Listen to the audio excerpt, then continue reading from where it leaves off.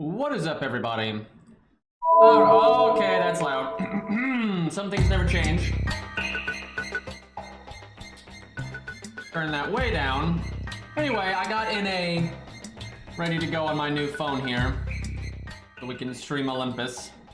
So right before the stream, I was doing some of the challenge quests on JP, and I was doing Blood Axe, which is one of the easier ones, and I just forgot what his gimmicks were. And I had like a normal budget team, and I was like, okay, Nash has got her NP up, she has her first skill up, and Bedivere has his defense up. So she clearly can face take a hit, right? She didn't face take a hit, she fucking died. But, you know, that's the thing. Yeah, Blood Axe crit for like 80k or something, so, yeah, that's a gimmick. Alright, I haven't logged in a really long time, so I don't have as much SQ as I could. We'll see if we get lucky and get Canis here. Apparently you can't get her with Romulus, so that kind of sucks. Oh god, how much crap is in my mail here? Okay, well, grab that. Alright. Our odds are pretty bad, because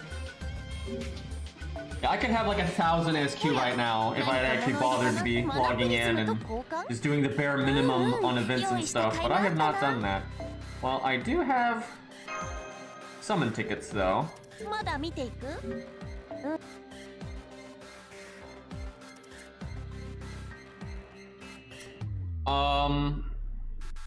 I guess, well, the summon tickets are so slow though. Okay, no, we'll do the SQ. Summon tickets take quite a while. And Cobb, thank you for the 9 months. Yeah, I know, man. Wadim was the best. Sucks. Why you gotta die? Yeah, him and Canis are like my favorite characters in Lostbelt. Like Lostbelt unique characters anyway. Man, we don't get coins. Yeah, you don't get coins retroactively for all these characters, man.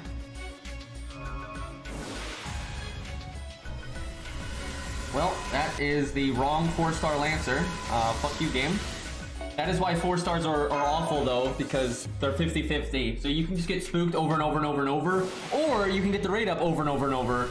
And, yeah, the variance is huge. Apparently, we didn't have Ricky over here, so that's a thing.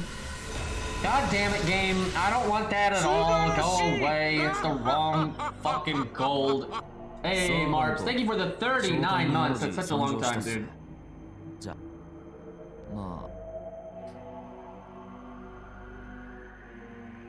Oh, have you not beat Elden Ring yet? God, that happened last time when I rolled on JP. I got them first, I think.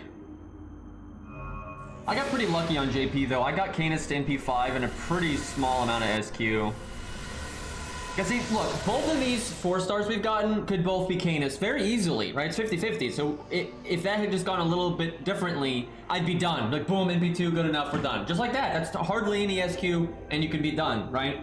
But you can also spend like 1,000 SQ and just get spooked over and over and over. So 4 stars just have so much variance in on how it goes. It's quite annoying, honestly.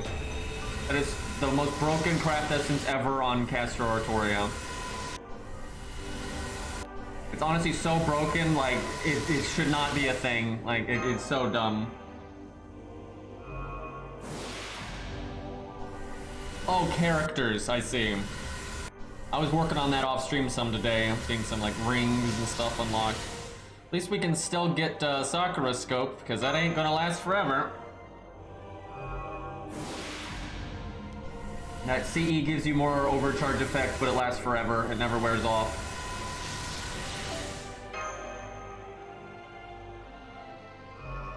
I'm not stressing it though. If we don't get Canis, it's not that big of a deal. Oh, there we go. I just had to say something because I've already got her on JP, so it's not a big deal. I just figure we'll roll, see what we get. Yeah, you just get Tsundere, you know, and then the game gives it to you. I don't even want the unit.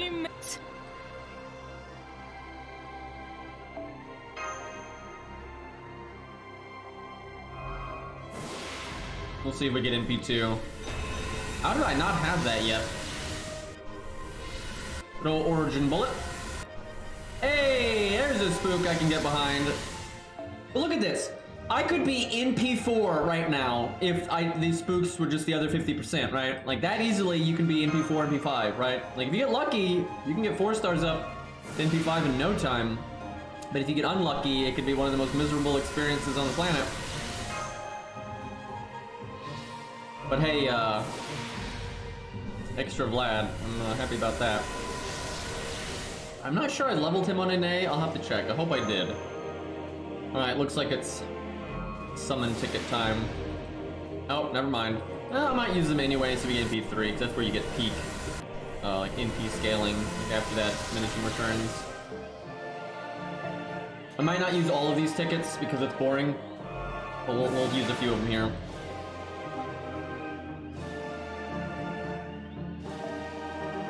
Can we get a summon ticket 10 roll? That would really help out a bit. Oh, well there we go, chat. GG's. Easy peasy.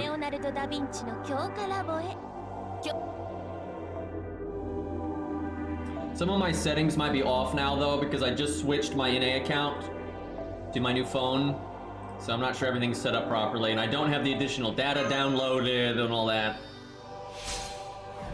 Hell yeah, NP5 on Extra Vlad. I feel like we should grail him over here. I think that'd be, like an order. I actually don't have enough Chingongs to go around here.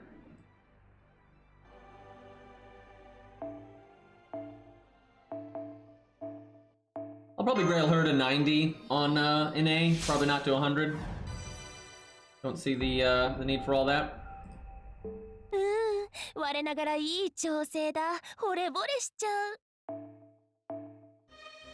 Let's see. Oh yeah, we have Summer Masashi over here.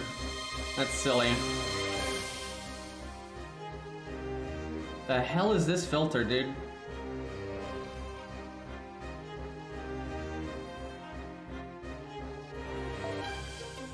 Like, what the fuck?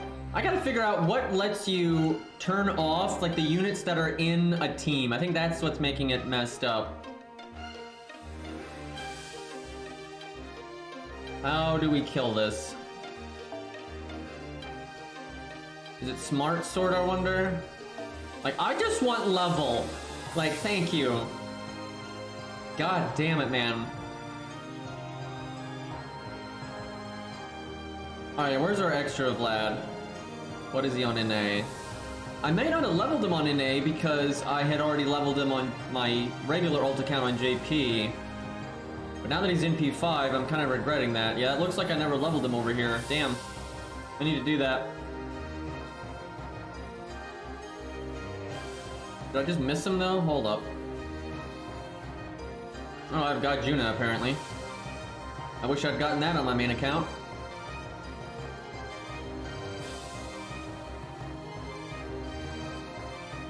Where is the lad?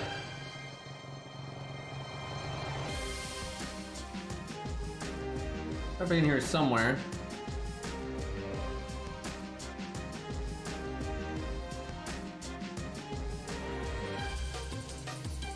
There he is. Yeah, I didn't level him. That sucks. Have to work on that.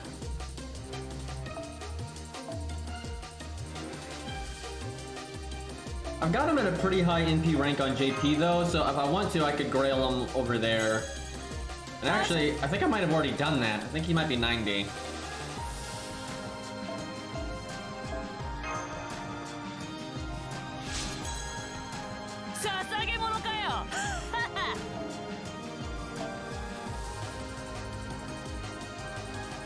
Gonna have to get full items from the shop. I'll just go to stage 2. But I'll worry about actually leveling all this nonsense up later.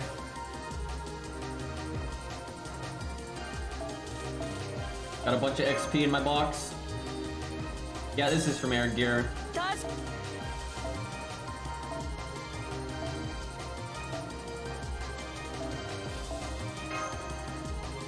And then we'll hop to Lostbelt 5-2.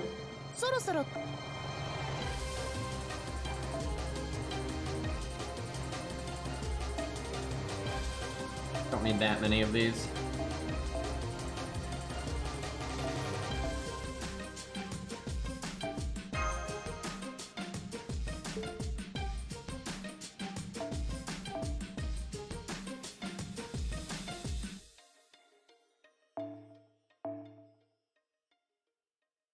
Alright, good enough.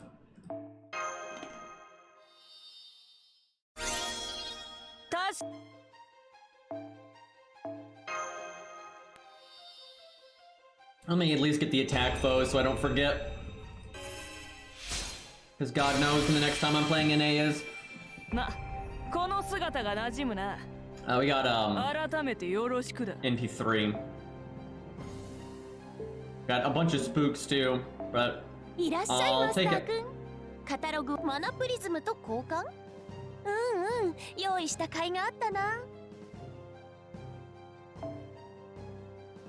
That ought to be enough. Maybe one more just to be safe, and I'll probably end up buying them all anyway, but... Man, I really have not kept up with NA. Yeah.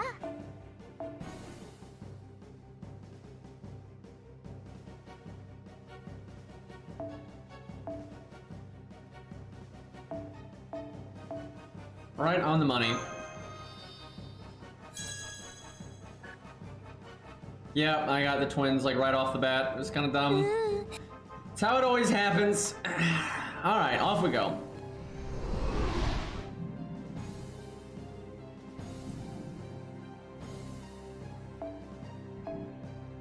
We're gonna be skipping the story because I've already read it in the Japanese version a long time ago.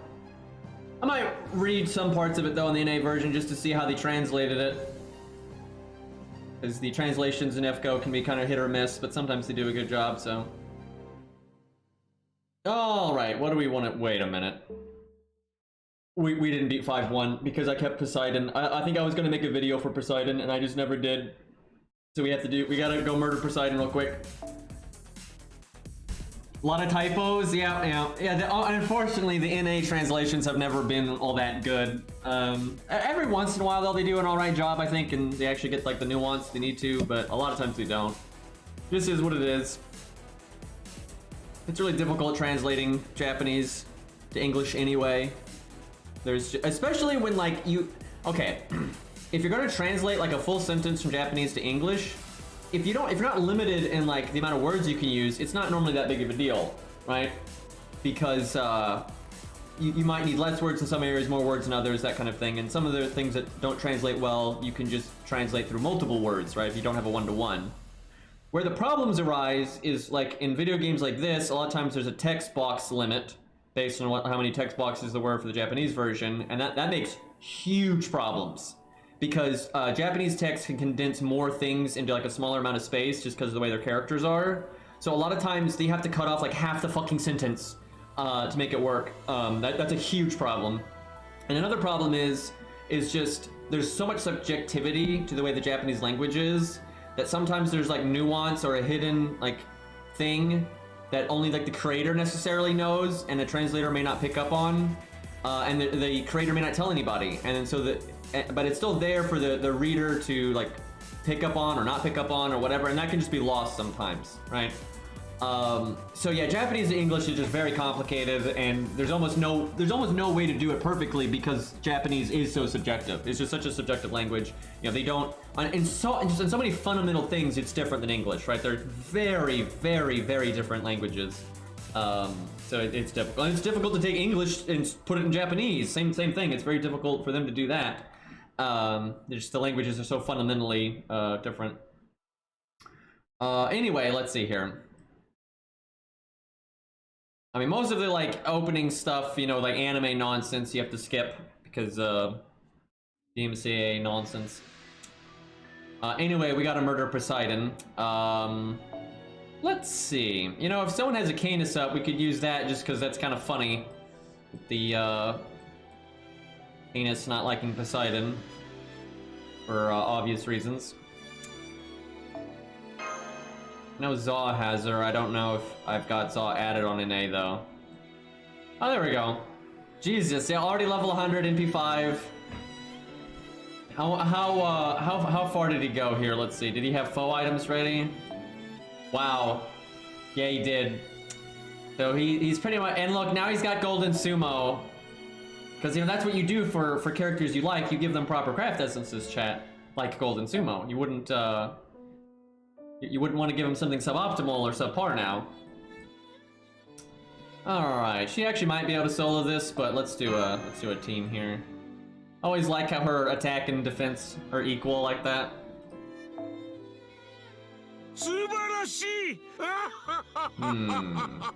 Aura's Veil, I can never get that right. Thank you for the 25 months. That's the strongest horse I've ever seen, yep. Just stronger on JP though, but on NA, that's pretty much as strong as you can get. Does NA have faux pas yet? I guess there's that. Did Zaw say? He did. Zaw saved faux pas. The Buster card's maxed, and the other Buster card's almost maxed.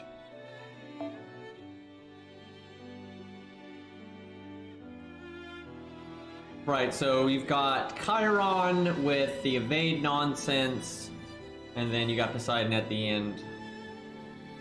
So sure hit is good. Ku is so busted in this fight. I don't have Ku's first skill buff, although he may not have it yet. I have no idea. Does he have it yet on an A? I'm guessing he doesn't. I'm thinking he's about to get it though. Like, I think it's pretty soon. But he's got his sure hit, so good enough.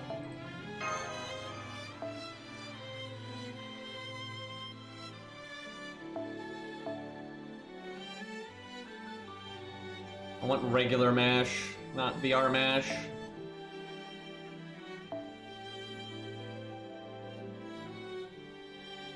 You know, I don't have to be that budgety over here if I don't want to be. So I could totally do Lancelot. I need to grail Lancelot. Look at this. He's 10, 10, 10, MP4. Yeah, I need to take him to 90. Like, he totally deserves that. I'm a huge Lancelot fan. Oh my god, no. I bet you he doesn't have his animation update. Oh god. Let me see. Nope. Feels bad. Maybe someday. What else we got saber-wise? I mean, there's always Bedivere. Bedivere's really good. Fergus actually can clean up here. Really, Lancelot and Bedivere aren't that good as cleanup because they don't have any survivability. What you really want is a unit that just has like straightforward damage and then survivability, because Poseidon does hit really hard at the end. He can definitely one-turn a saber if things go badly. But you know what? Just use batteries, go burr. No big deal.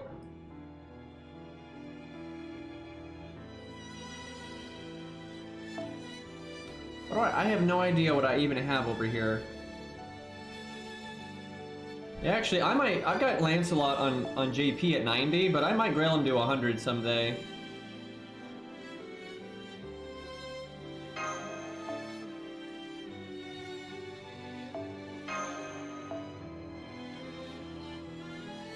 I'm sure I can get another Sakura CE limit broken. I just pulled it like 3 times. If I don't already have it ready. Okay, I have a million K-scopes apparently.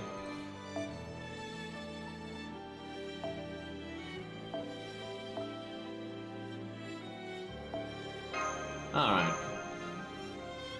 I think there's a debuff here that's annoying, like a stun.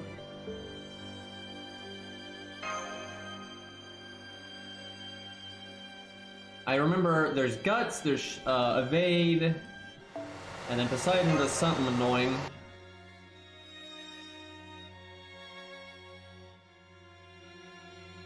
I don't know if I'd call that music dramatic. Like chill field music.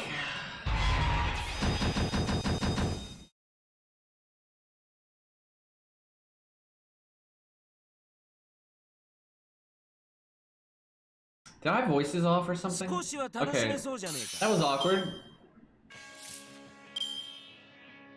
Alrighty, well Ku's NP ultimately is the most important because of the sure hit. Get rid of that nonsense. We're probably in slow-mo right now, we are.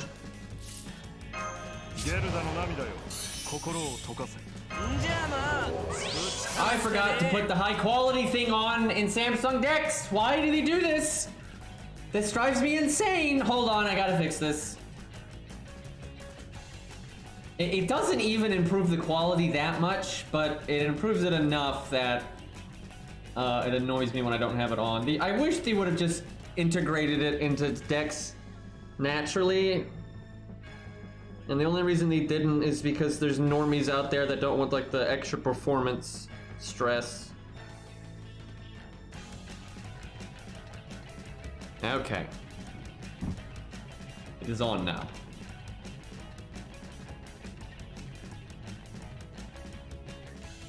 And they added that like I Love Samsung Decks app you can use that makes Samsung Decks a little better. It's got like, higher quality, but it's not on by default. I wish you could just like set it to be on by default or something. It's kind of frustrating.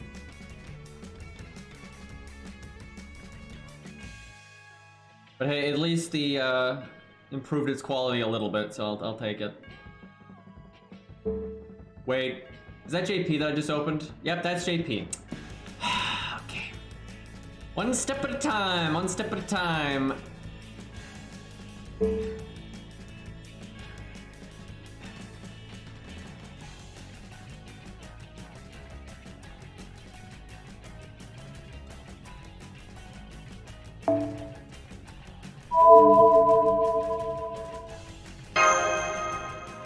Why in God's name would you assume I don't like the music?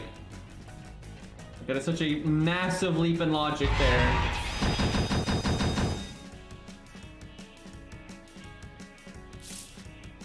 Alright. Well, I guess it's time for Canis to go burr. Canis got her second skill buff. But that's not surprising because she just got added.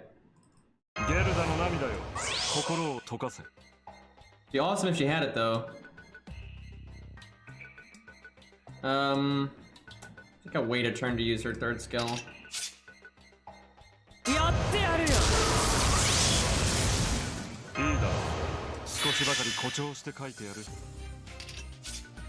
Alright, bonk, bonk, bonk.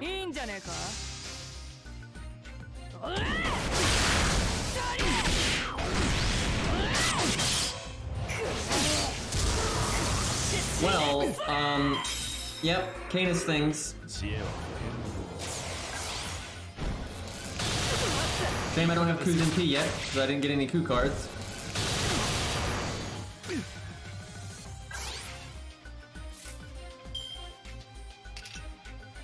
Alrighty. I think Chiron is gonna fucking die. You know, I think Ku and Canis would probably get along for the most part, aside from the fact that Ku has some divinity, but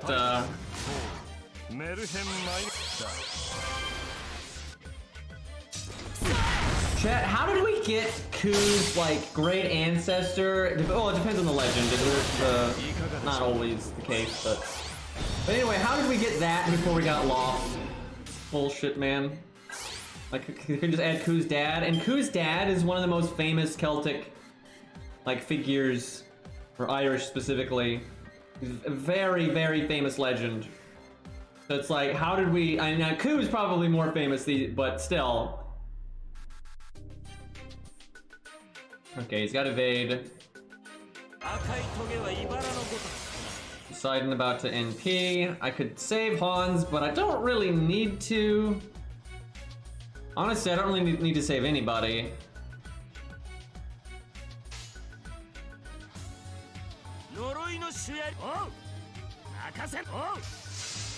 Canis is not actually doing a whole lot here.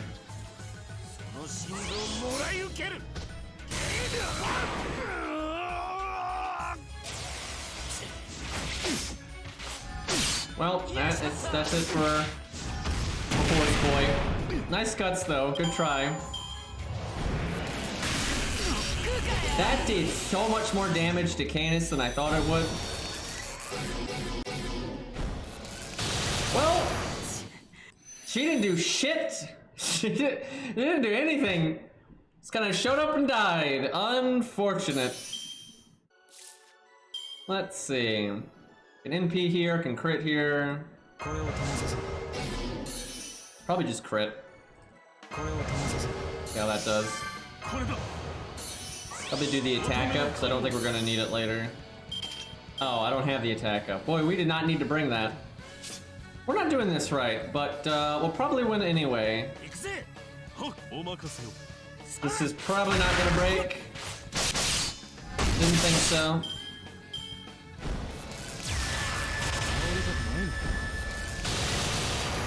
I mean, she did help with Chiron, but that was about it.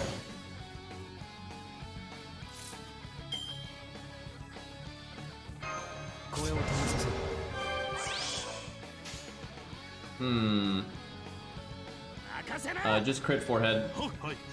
I'll break here if he crits. 70%. Fucking... This is why Camelot fell! A lot of reasons why Camelot fell, by the way. I should have just NP'd. I should have just NP'd. This is ridiculous now. Wasting so much time, Lancelot. Gonna go to 200% overcharge here. We actually might lose because of this. We're taking a billion turns to do something we could have done in one turn. Like, I could have NP'd and then built up towards my next NP by now. I could have like NP'd, broken, and then had my NP again.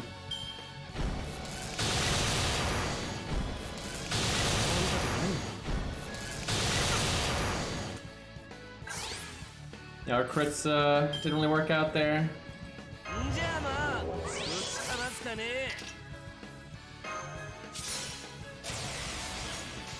Well, surely he's gonna break it now, right? Oh, now you crit! What a dick!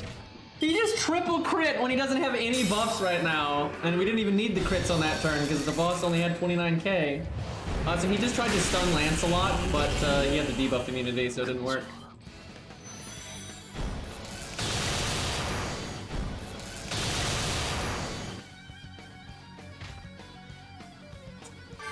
Alright, I guess we defense up so we don't just explode here. I don't know if Bedivere has his first skill buff. I'm gonna guess he doesn't. So I'm gonna wait on that one.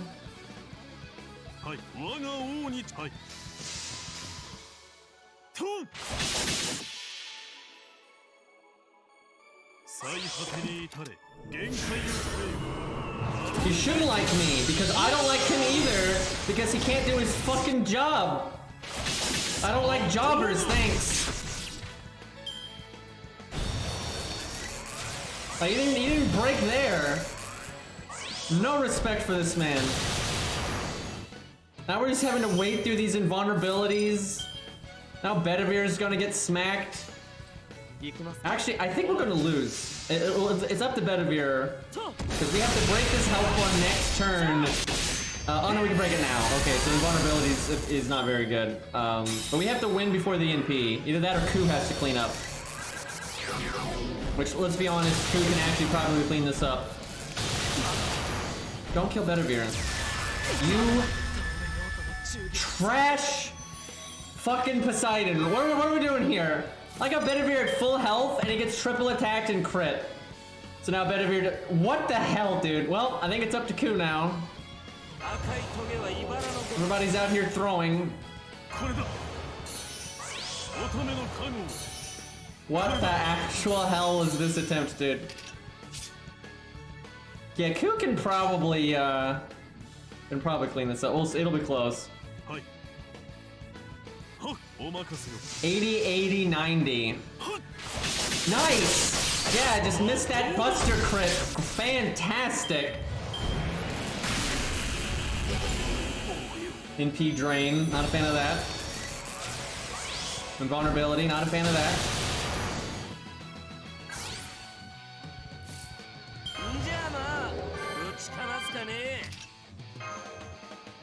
I'll wait to cooldown reduction, I think.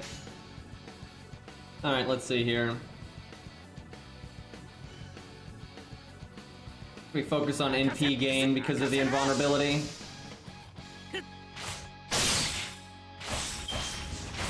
We wouldn't do much damage that turn anyway.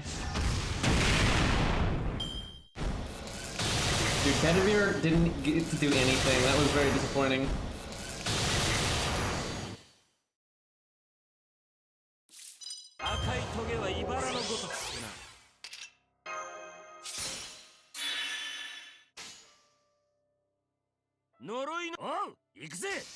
Alright. We don't have our fancy attack up though.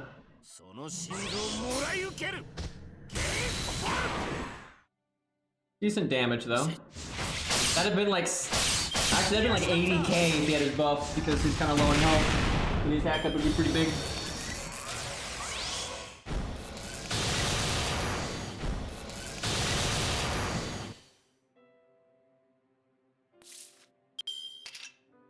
So if Guts doesn't proc here, we'll win, and if Guts does proc here, it's gonna be really close.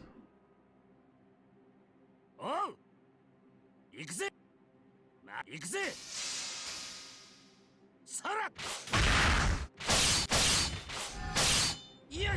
Also, I think the boss would be dead right now if we had our first skill buff, but that buff was not available when Poseidon was released, so fair enough. Uh-oh. Well, he barely killed us there. Can we do 29k, chat? Look at, we're one turn away from Guts and evade. Also, by the way, when they buffed Ku's first skill, they lowered the cooldown by 1, so it'd be back right now. Because Ku needed the help, right? Well, we've got defense down, so it's actually fairly likely that we're gonna kill here. Oh yeah, he did. Oh boy, Ku did way more than any other unit there. Wasn't even close, because he did like almost all the damage to Chiron. And then he ended up doing quite a lot to Poseidon there. Because our sabers were throwing. To be fair though, if I had brought a saber like Fergus who had evade, they wouldn't have died on that one turn. And that would have made it a lot better. But that's why Ku's a good safety net, because he's not even counterclassing for God's sakes, and he did all that. And he's not buffed yet. He actually gets stronger.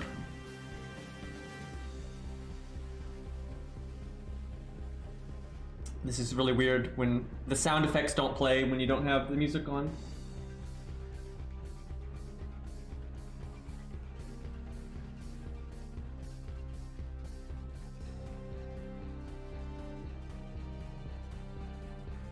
Do you mean Veach in 5-2? She's really easy in my opinion, but it depends on how you approach it. It's more like there's just a billion servants that can cheese the hell out of her. And that makes it kind of easy. But if you don't cheese her, then it's kind of hard. God, I still remember that text-to-speech you made, Beastly. That cracked me up so much.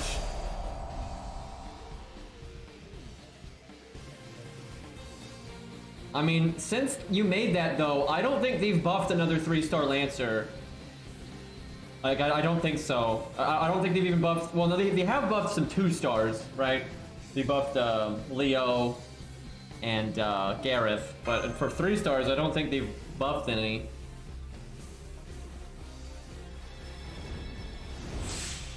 Yeah, and Kidu can really wreck Veach. You can actually solo it, but even in a team, he's really good there. And then all the Tams can solo it. I think every single version of Tam can solo that fight. Berserker Tam is probably the best one though. And I would imagine Berserker Tam would be good in a team as well. I'm not sure, but probably. Okay, we can now do Lostbelt 5-2. That little Poseidon break there.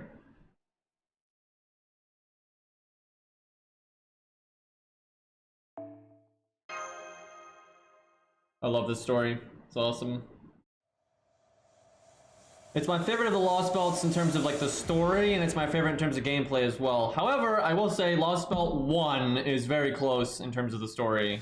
I really like Lostbelt 1. Lostbelt 1 and Lostbelt 5-2 are the best. They're great. I don't mind, like 5-1, I like the characters. I don't really like the story. The story is pretty much just filler. But I like the characters, and there's some cool moments. But the gameplay sucks, because it's too easy for the most part. And Sidica, thank you for the 6-month sub, half a year. Thank you, thank you, thank you. I think I got that name right. That's one I can handle.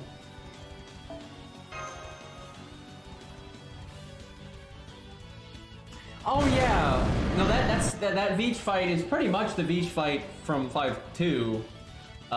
Yeah, if you use Burgess in 5-2, you will absolutely It's not even fair though, because a huge part about the Veach fight is how she's got all those buffs at the start and all the buffs on the last health bar, but Burgers just removes them all, so and like without having to sacrifice anything. So it's super silly. And TG with the 19 months. Thank you. A lot of subs today, appreciate it. Alright, give me 1 second though, chat. I need to get water and run to the restroom here. We'll be back in just a moment. Try not to set chat on fire while I'm gone.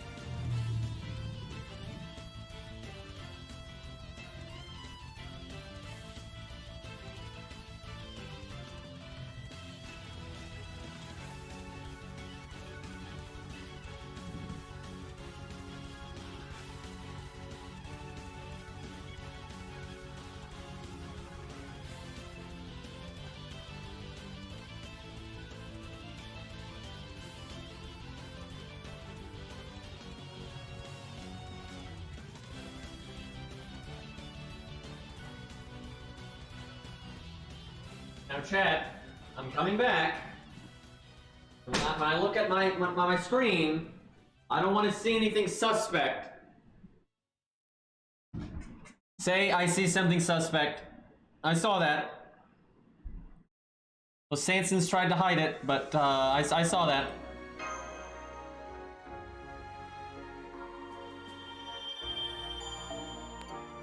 Alright. God, I love this fucking story because not only is the story good, but like none of the stages are dumb. None of them. Like there's no dumb like all of the stages are actual gameplay. There's no filler. Everything is something. It's great. Look at these Gwains though. That's kind of tempting. It's not a 100 Gwains, so it's suboptimal, but I'm used to the 100 Gwains, you know. But we could use that. Oh, but we got the superior, because, so Gwain is an AoE saber, right? But he's kind of famous for, he's not really an AoE saber, right? He's more about the burst, normal card damage, right? He's got the star bomb, bunch of damage up skills, does, you know, really big buster deck, you know, that's kind of his shtick, right? But clearly, chat, we have the superior normal card damage saber here in Caster Gilius, right? Or, I'm sorry, Saber Gilius, excuse me. He's so good. You know what? We'll try it. Fuck, you have to bring MASH. And I don't think I have a super scope over here to remove her from existence. Let's see, what can I do here? We don't have the coin system, because once you have the coin system, Chen Gong can yeet people with just a regular K-scope. I love this song. Alright, so hold on, how many K-scopes do I got? I've seen 3. Fellow Sakura scopes. I'm guessing we just have the 3. So we're actually kind of far away from a super scope. Oh, no, we got 4. I like to wait until I have 6, because in videos I don't use super scope, but I don't really make NA videos.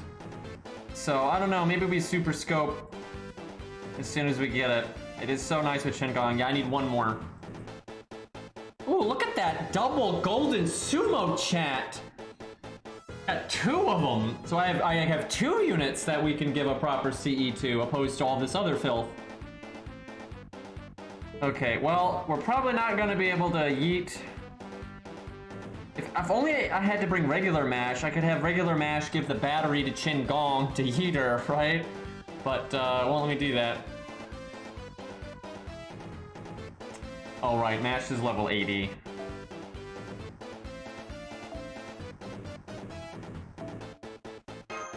I guess we just taunt with her and hope he gets his NP quickly.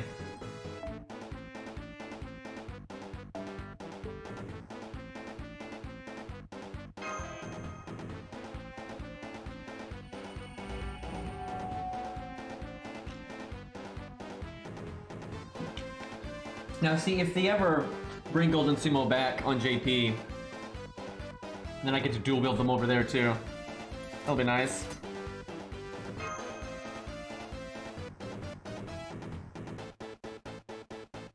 I'm sure some whales out there, and maybe even some non-whales that just saved up apples and or got lucky, probably got like 3 or 4 copies of it Limit Broken. So I know some people knew how good it was and like farmed the hell out of it.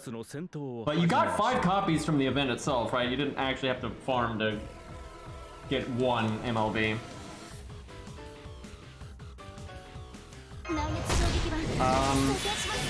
Crap, no Qingong NP gain. Let's start. Look, I'm trying to yeet an eggplant here.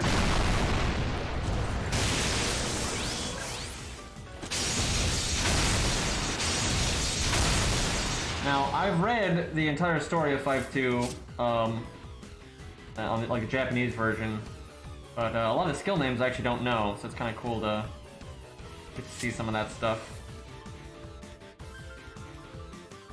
I know Zeus's skill names and stuff, but a lot of the other nonsense, it's pretty easy to miss.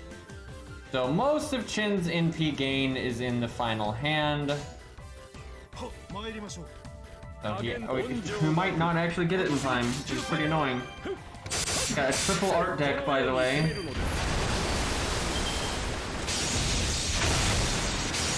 Because now we could just kill Qingong.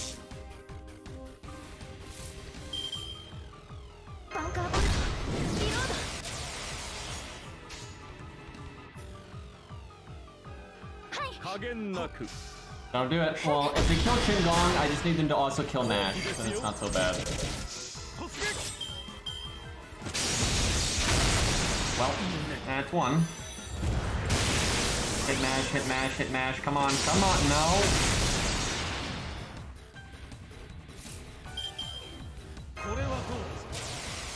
Buster chain time?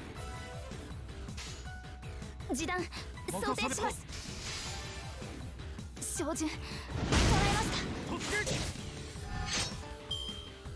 good damage. He's still alive. Okay, there we go. And I don't have my MP. Fantastic. Uh-oh. Dude, if it took 5 turns for us to get rid of our idiot taunt walls there, we in trouble here. I could NP and break right now, that'd be great, but I cannot do that.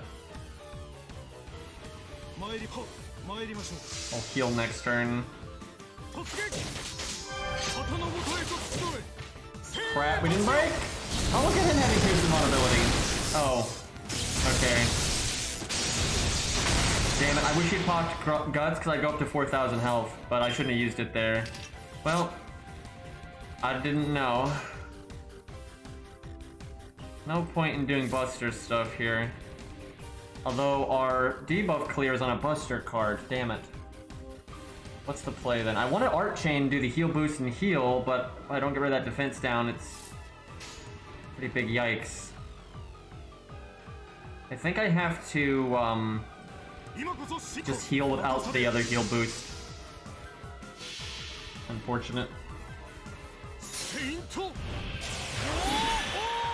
The defense down is just so large. I think it's more important to get rid of it. I think we're dead here though. If we don't die here, we can probably kill him right now. Oh, well, of course you gotta crit me. Oh, no, we're dead. So, if Mash would have actually died sooner, we would have been fine. Or if we had not used guts, we would have been fine. Let's try that again. Oh my god, because it's in A, like on JP these stages are half AP, but on NA they are full. It's ridiculous. I've said this many times, but it's just the damn truth. The story should not cost AP. It's incredibly stupid that it does. And they only do it because of idiot whales that want to like show off, so they use SQ to refill, so the company makes money.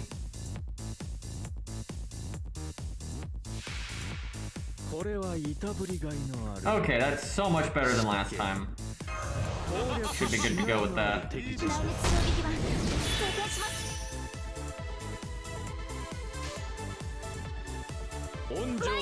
Wasting my heal, but I won't need it for a few turns anyway.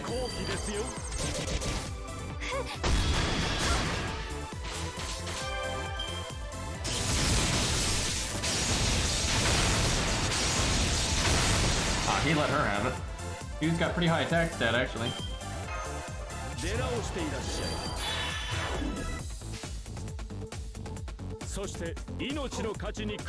Significantly cleaner opening here, though.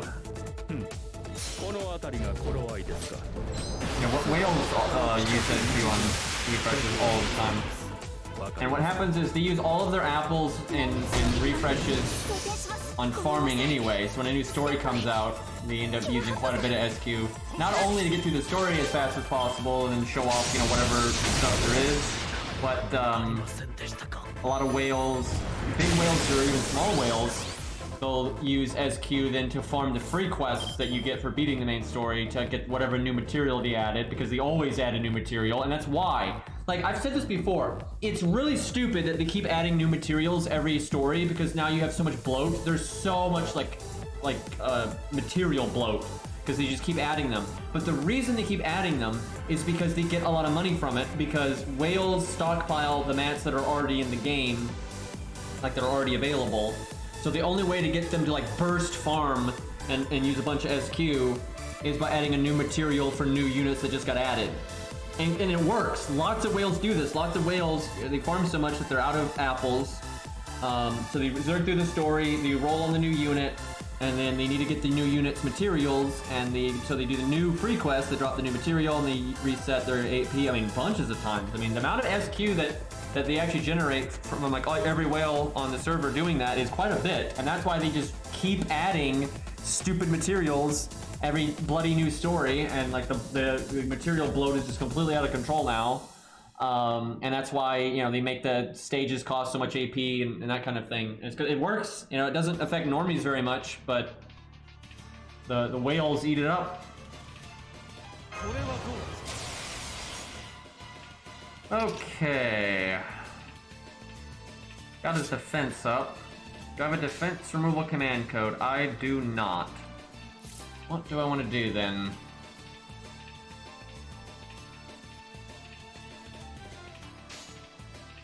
I want to save my crit stars from our mystic code for the second health bar. But I need to get rid of the defense down.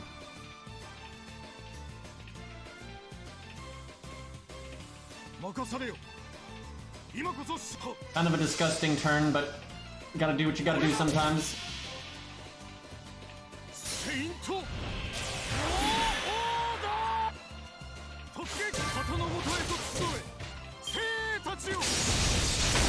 Okay.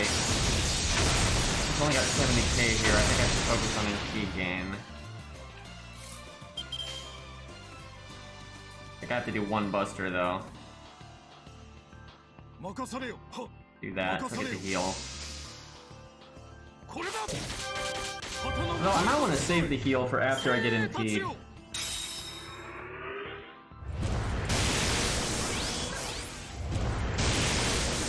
Man, why doesn't his NP last 3 turns? He'd be so much better if it did. It's so silly that it's only 2 turns. Especially when you got units like Super Orion and stuff out there. The bad thing is I can't NP right now. Like if I could NP now, so I'd be ready next turn, it'd be really good. But I'm gonna have to NP next turn. I have to NP and kill him next turn, I think.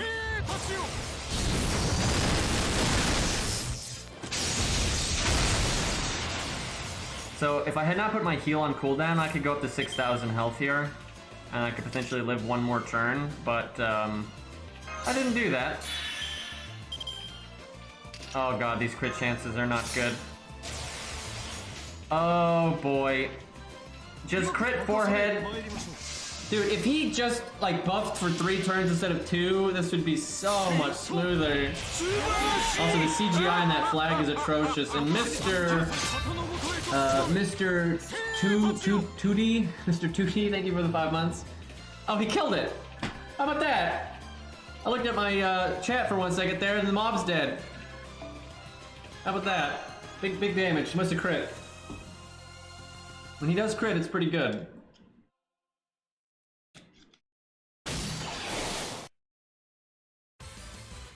That was pretty interesting. Got that Kojiro meme music here. Dude, that was a fun video to make. I had so much fun making that video. I want to make more videos like that. I just need the free time.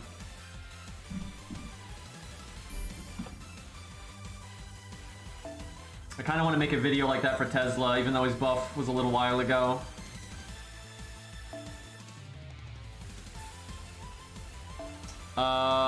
Is this the one where like they get the wacky buffs or whatever? I don't think you can really solo this one. And we have 2 forced units, so we'll just bring a team. I'm not sure you have to actually beat this one. I know one of them is weird in one capacity or another. Rar. Oh, she's MP4. How about that? Got Beowulf though. That's pretty tempting. Why do I have BB? I don't like hate BB or anything, but I don't really hype her either. She's kind of just there. I don't know how that happened, but sure, why not? Do I have to bring her? Yep. Had a feeling that was the case. Well, honestly, it'd be pretty hard for this account to even use BB, because 1, she's probably 111. Yep, okay, I'm not surprised by that one. Second, BB's whole like shtick is she like needs a lot of other really broken crap on the team to really enable what she does, right? Like if the rest of you don't have like the teams to throw out the buffs and like all the crit stuff, it doesn't, her gimmick doesn't matter a lot, right? It scales a lot though the stronger the setup is. But I'll like on the side I'll try to remember to play an A and try to get her skills up just because it's something that we don't normally use. What about Masashi? She's on the way, but she's 6'8", so that's not okay, I need to get his 3rd skill up because it matters now. Back in the day it didn't, but once they buff him then it starts to matter. Okay, Kentoki's good. He's good. He's not gonna get his buff anytime soon though. He's 10-10-10. Yeah, she's 10-10-10. I'd be shocked if she wasn't. Okay, that's 10-10-10. That's 10-10-10. Okay, most of like the usual suspects that I like, you know, they're all ready to go here. Just the gut skills that are low because they don't matter. But they matter later on. Might as well get that first skill up too. What about her? Okay, yeah, she's super easy to 10-10-10, I remember. Okay, that's 10-10-10. Just kind of checking up on my NA account here. Okay, that's 10-10-10. You can tell I really prioritize the budget stuff. Okay, that's farming right there. What about Alex? Yeah, I didn't think so. He's so brutal. I'm so glad to have him 10-10-10 on my main account though. Okay, he's 10-10-10. Almost. What about Darius? Oh, no. Not much love for Darius over here, apparently. That's decent.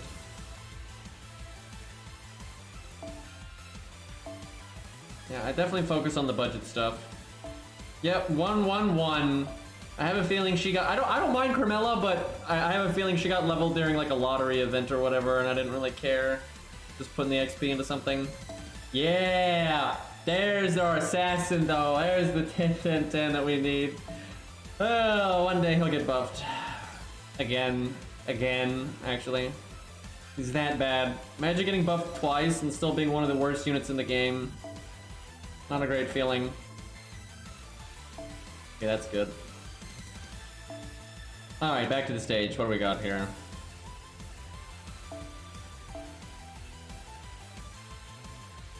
Do I got some star bomb stuff?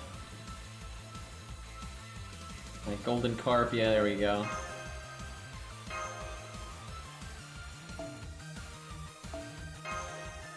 Do I need bond on anything? I mean, I guess I could get bond on her just cuz, but I don't really care. Her bond CE is not anything special. It's always Hans. I suspect my Beowulf is already bond 10. Let me check. Yep. Herc is surely bond 10. Yep. That'd be insane if he wasn't. Yeah, I guess just Hans. That's fine. Alright.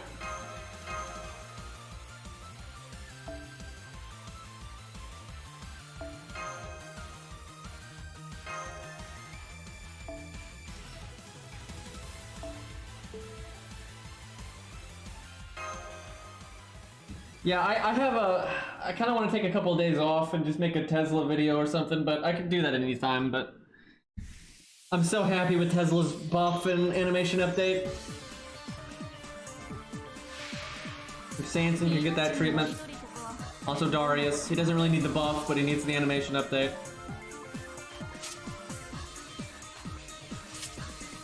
Pinth, really ready to go there.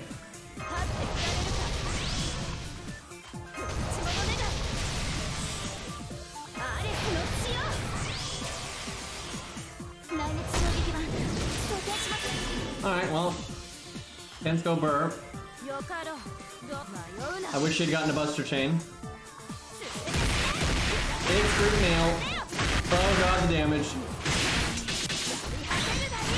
If only I had grilled her to 90, that probably would have broke.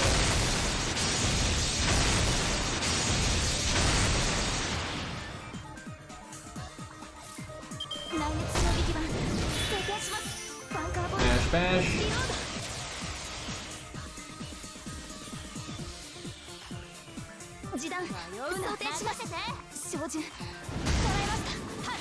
Yeah, we thought Achilles died in 5-1, but he actually came up and started siding with the Olympians, man. Crazy.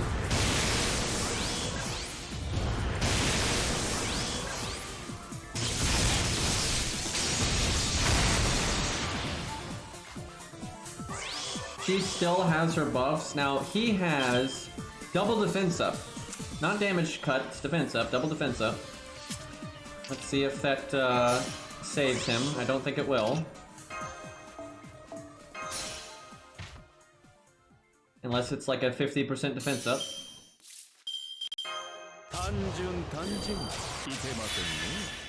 I think they want you to Musashi NP to remove the buffs or something. We'll go up normal card damage here.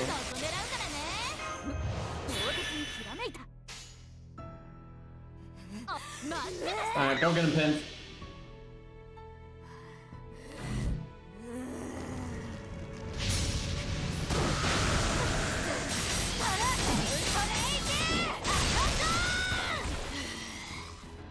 Yeah, he dead. Double defense up, did 400k anyway. No biggie. Sadly, she doesn't get her bonus against Zeus. I really hate that. Nope, support Musashi is absolutely not stronger than a normal one. There's never a support unit that's better than a normal one. Because they don't get crap testing stats. So they're already behind 1,000 to 2,000 stats right there. Like that is huge. And then they don't have foe items. So they're generally like 2,000 stats behind. So even if they're level 100, like even the fucking story support Castoria has lower stats than a normal Castoria. Now she has a gimmick though, where she'll cast an extra skill every 3 turns. So that makes her suit really good anyway. But like that's not the unit. That's just like a stage gimmick. Cause yeah, look at this. She's just got 12k attack. That's nothing. I mean, look at my Mordred. Look at my fucking Mordred here, who I think is the lower level. Yeah, look at this shit. They're both level 90, right? Both level 90. Mordred's got 2,000 more health, and she's got 2,700 more attack. So that's a 4,700 stat difference. That's pretty damn significant. Yeah, even Pint is ahead, and Pint is she's lower on health though. But Pint is an 84 star, not a 95 star. I think this is like the same thing again. Did I have to bring Masashi? Yeah, I think I had to bring Masashi. Do I have to bring Mash? No, I don't. Okay. That's nice.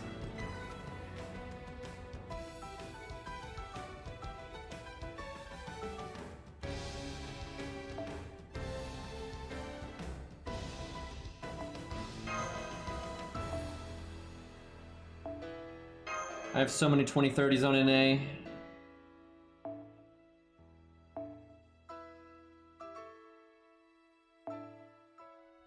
I don't know, we'll get BB Bond for the memes. I have no idea what our Bond CE even is. I don't think she'll even make it to Bond 10. I'd be very surprised.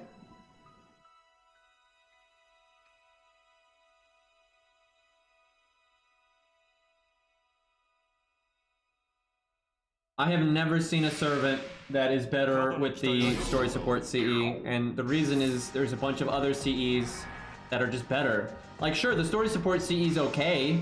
Now, for, I would say, 95% of servants, it's not that good, though, because the NP gain oftentimes doesn't make a significant difference, and the lack of any attack stat is a huge problem, and the lack of any offensive stat is a huge problem. And it's not like, yeah, 50% starting NP is nice, but that's not rare, right? We got Aerial Drive, Golden Sumo, Painting Summer, the Christmas one, all that, so there's a million of them.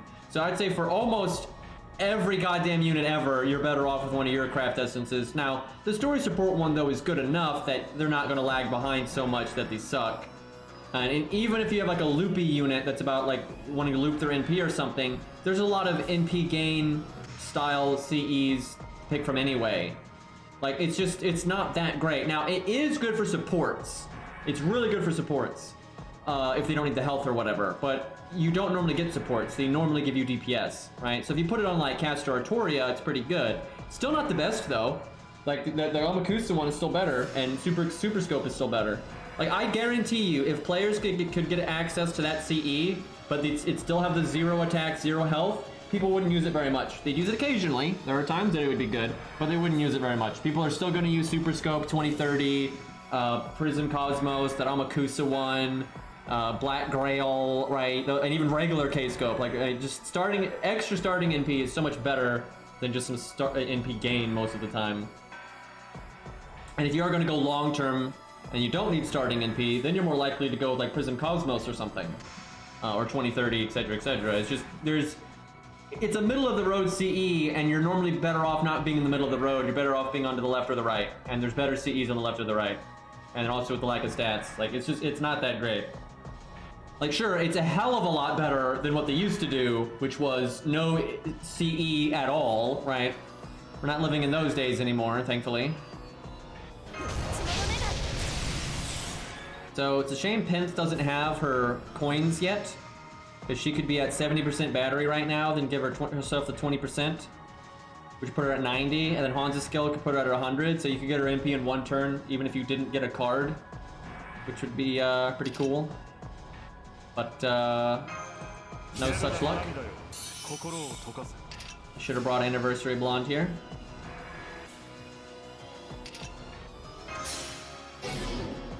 What did I give Chen? Did I give him Star Bomb? I think I gave him Star Bomb. Well, I guess we don't want Hans then. Sorry, kiddo. See if we can one turn the Annihilator.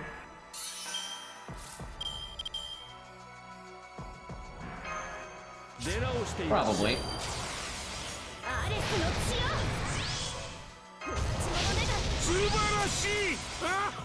Hey Void, thank you for the 33 months, and I can't say your name, but hello, but there's no world where I can say that. I'll just go with John, right? I can handle that part. Let's see.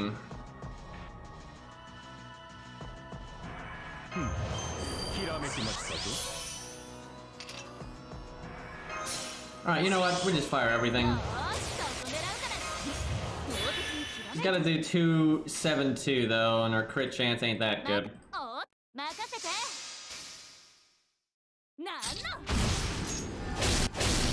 Well, shit. Okay, just needed that one crit there. God, I love this music. If Pins had her MP, she could kill this guy right now.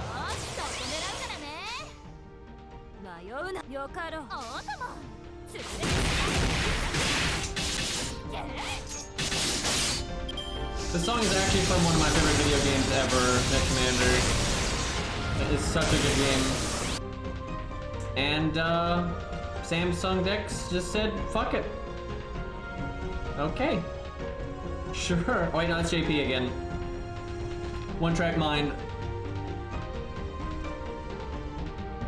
I think that's just FGO having issues. This is my new phone and everything, and like Dex doesn't normally have issues, so yeah, I think it's just the game having some issues there.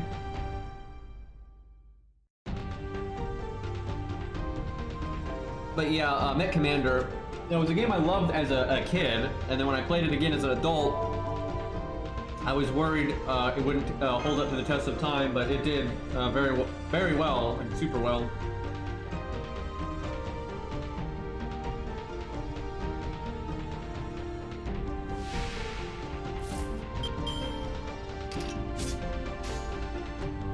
Okay, back to business here.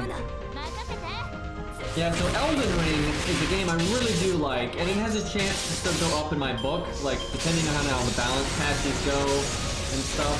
For the PvP alone, it may be pretty high on my list.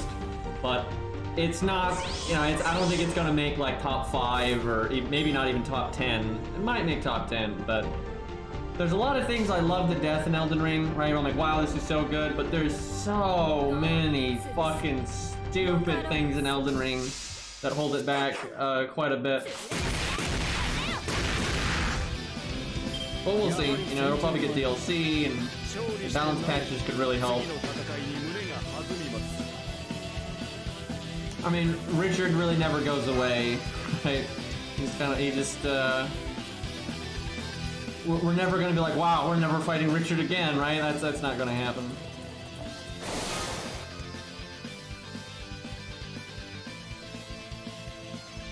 Yeah, the optimization in Elden Ring is awful too, but that's not even the main issue I've got with like the design of the game, right? Like, I don't really like the way they designed most of the bosses. So much stuff in Elden Ring is just so obtuse, and to the point that I don't find it fun, right? Like, there's a lot of things I prefer in Dark Souls 3, for example, that I like a lot better than in Elden Ring. Now, Elden Ring did exploration very well. You know, it did aesthetic very well. It did like good characters. They made the core combat better with like just the jump attacks and R2s being good. All that stuff is improvements. But a lot of the enemy design is just bad. I just think a lot of the enemy design is really obtuse and kind of arbitrary and designed to be hard without really earning it. And I just don't really enjoy the boss fights. Like I'd say like 80% of the boss fights, they're either too easy or they're like obtuse bullshit that I just don't care about. So, and the PvP is so badly balanced, and the PvP is such a big part of what makes me enjoy those games, that there's just no world where I can like rate Elden Ring in like my top 5, you know, or even top 10 favorite video games. Now that might change as they patch it and stuff. You know, I definitely want to like the game, and there are things I like in it. There's a whole lot I like in it. It does exploration very, very, very well. But man, there's a lot of problems in Elden Ring. Like, it's weird, because it does some things, like, more right than almost any video game I've ever seen, right? But then they really stumble. I honestly think the game came out too soon. I really do. I think Elden Ring, they should have waited. I think they should have waited, like, another 6 months or something. I think there's just a lot of issues with, like, tuning, like, a lot of the enemy designs and stuff. It feels rushed to me. Like, that final snow zone is just garbage. I mean, they just copy-paste, like, there's no new enemies there. They're all reskins. Like, the big finale zone is nothing but reskins. And, yeah, it's crap. Like, there's just a lot of crap like that in Elden Ring where I'm like, this is just not finished. I mean, it's good. Like, I still get why people hype it. It's not like, I'm not saying it's a bad game at all. I think it's a great game. You know, it deserves a lot of the hype behind it. It's way better than most video games. I'd rather play Elden Ring than, you know, any other game that's came out in, like, the last 5 years. But it does have a lot of problems. Like, it really has a lot of problems. But a lot of them are fixable too, but I don't know if they will fix them. So yeah, on the one hand, it has aspects that are just like, wow, I love this, and then it has a lot of things where I'm like, this is stupid. So yeah, mixed bag. I don't see it as like an objective upgrade to Dark Souls 3, right? Like there's still a lot of, I think Dark Souls 3 has significantly better boss design, like significantly better. It's just Elden Ring has better core combat, like with the way what the character can do and whatnot. All right, fighting a berserker. I still have to bring a story support, but you can always Chen Gong that. We'll bring a 65 Chen Gong this time though, and I'll bring a Buster unit then. You know what? We could do some Cleopatra shenanigans. I feel like I don't use her very often, and she's pretty fun. And then when we yeet massage, oh, this is probably Talos actually. Oh shit! Hold on, that's right. There's no filler in 5.2, right? Every stage is actually a little bit dangerous, so. Let me back this up a bit. Maybe we're not gonna eat Musashi here. I don't think Cleo needs a buff at all. Cleo's really good. I actually think she's one of the best AoE assassins to this day. She's got really good normal card damage. She has excellent survivability, and then she has really good utility with buff block, and it's an AoE buff block, which is crazy. And she got an upgraded NP multiplier and all that. Like, sure, she's not the best assassin in the entire game. That's probably like, you know, Kama. But Cleo's great. I think Cleo's a very, very good unit. Like I think she's if you have very few assassins on your account and you get Cleo, I think you're in great shape because she can stand in for single target. She's obviously not as good as a proper single target assassin, but she can stand in for one.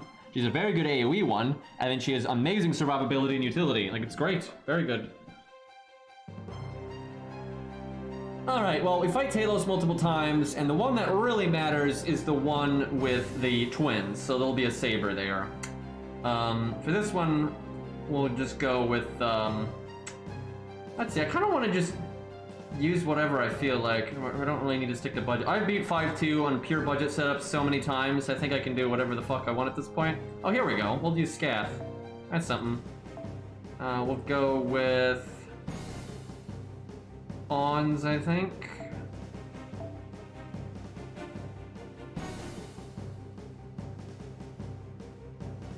Probably a high starting NP because Talos off memory hits pretty damn hard. It's kind of his thing.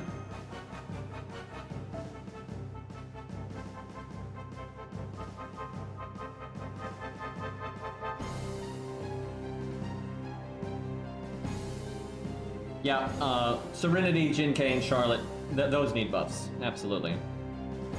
Serenity probably needs it the least out of those three. Like, Serenity is okay, it's just a lot of her competition is amazing, and it makes her look bad in comparison.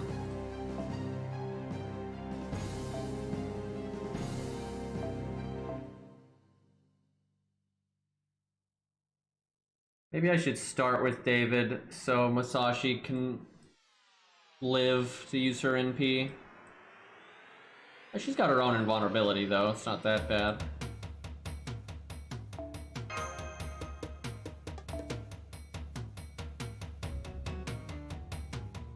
Regular mash should be awesome here, but we don't have that. There's always Asclepius. Asclepius. Snake Doctor.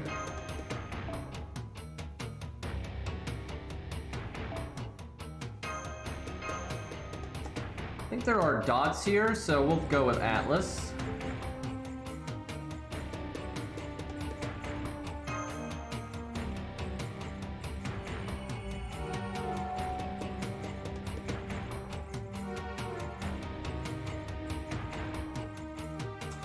I don't even know what they could do for Jin-Kei these days. It's pretty tough because if you just what you could do to make her really good is just give her evade. Literally just give her evade and now she's great. But that's super boring, and that makes her too much like a lot of the other assassins. You know, you don't want her to just be a general jack-of-all-trades kind of unit, because we already have general jack-of-all-trades kind of units. She needs to be a burst unit. That's what she's clearly supposed to be. With her lore and her gameplay, they want her to be a unit that's kind of hard to keep alive. You know, kind of like a berserker assassin, right? Like her draining her own health and, you know, having instant star bomb and crit up and quick up, etc., etc. She's supposed to be, you know, big crit. Big NP and die. or you have to sacrifice to keep her alive, right? The issue is the actual damage she does not make up for how hard, how little she has for survivability. The fact that she does die so quick, she doesn't do nearly enough damage to like make it even out. So what they need to do is make her do even more damage, but that's kind of hard to do at this point without it just being silly. But you could add more stars, you could make her buffs last longer, you could just do a bigger quick up, you could give her battery. I think they add battery to a lot of units that I don't think they should. And it's gotten to the point where they're just generically slapping battery on like every unit in the entire game, and it just gets stupid. And so they've done buffs where they give a unit a battery, and I'm like, wow, they don't deserve that. Or like, wow, that's boring. But for Jinkei, I think it's fine, because she is about speed and go over before dying. So what would really help her get her damage in before dying and make sure it's a lot of damage is having a battery. So yeah, you can crit an NP almost no matter what, real fast and smooth, right? So yeah, I think she deserves a battery, and maybe add like an attack up to it, or another star bomb, or something like that. Okay, so he has skill seal, so he's going to attack 3 times. I'm not sure I can actually fit in Hans's NP here because that Musashi Brave Chain is pretty tempting.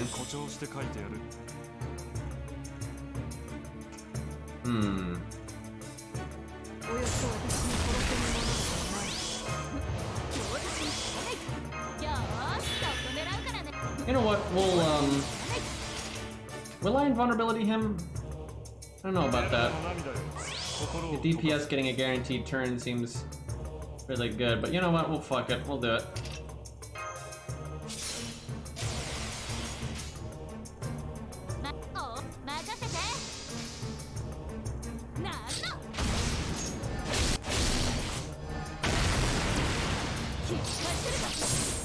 That was not the best damage. There's no crits involved, so.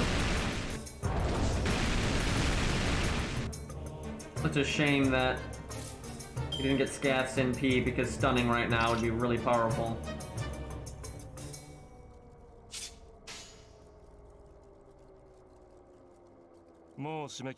Alright, well, please land the defense buff on Scath. Since honestly the only buff I want. All the other buffs I don't care if you miss. Just defense buff on Scath. There you go.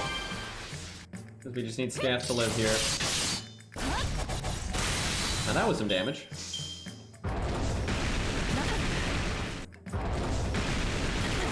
He should be fine. Even if he crit there, it should be really low, but he would live.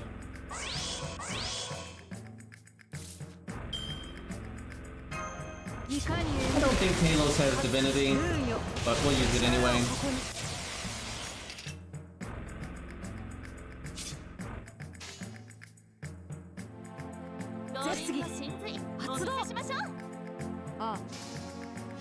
He's probably dead here. Yeah,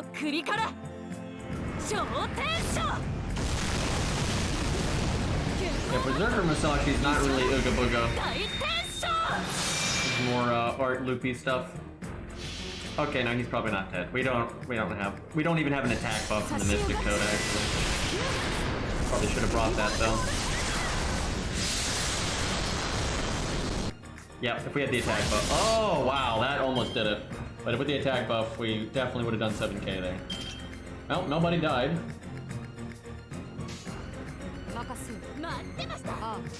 That was pretty simple.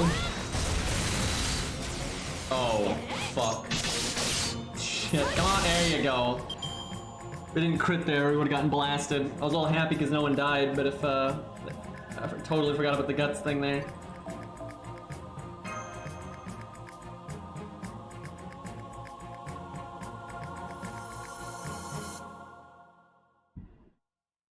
We're fighting him again. And I gotta use Musashi again.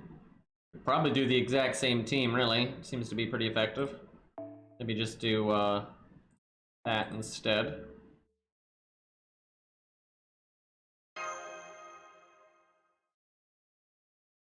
Yeah, and Kidu can solo just about everything here. I'm not sure you can solo like every single boss, but like Zeus is kind of hard to solo anyway, just because they make you bring a bunch of units and whatnot. But almost every boss has divinity. here, and then he can stun them. I doubt he could solo Masashi, I'll tell you that, because she does not have divinity, and she's a saber, and she has she's sure hit. So yeah, I don't see him soloing that at all. Probably can't solo Zeus just because you can't really solo Zeus in the first place. And can you stun Zeus? I don't remember. If you can stun Zeus, then he might actually be able to do it. But if you can't, then probably not. Oh yeah, and obviously not the twins either, because the twins are what do you call it? Not divine. And then Canis at the end, I don't know if he could solo that or not. Now she is divine, so you can stun her, and that's big. But I don't think he can solo Canis at the end. That's just so much health on a neutral class, and she does so much damage. I don't know. It might depend. I mean, if Enkidu was 120 with all of his passives and 2k foe and stuff, then probably. But Canis would still be pretty damn tough, though. That's not an easy one. And then you've got the okay, Enkidu definitely could solo the Wadine fight because that's all about stalling, and like I've seen all kinds of units solo that, so you can definitely do that one. Like he can do most of them, but there's definitely a few here and there that he can't do. But he can definitely, I know he can solo Aphrodite, he can solo Veach, I think he can solo Demeter, which is really funny. And those are like the really big ones. He can solo Talos, he can solo Europa. I'm not sure about Zeus, I'm really not, I don't know. I think he could solo the interlude version, but that one's kind of silly.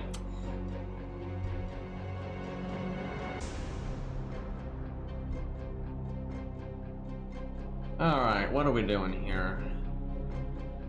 So skill seal again, now he's got a little shield thing. Learning ability.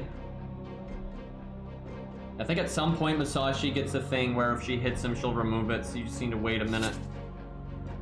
Just don't die, forehead.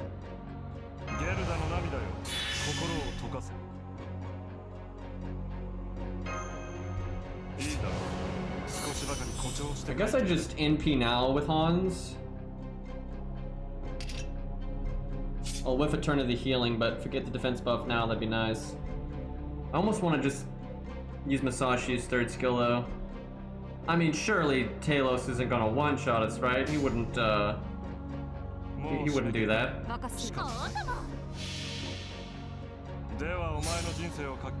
Yeah, I do think Enkidu is the best Lancer in the game. He's just so versatile.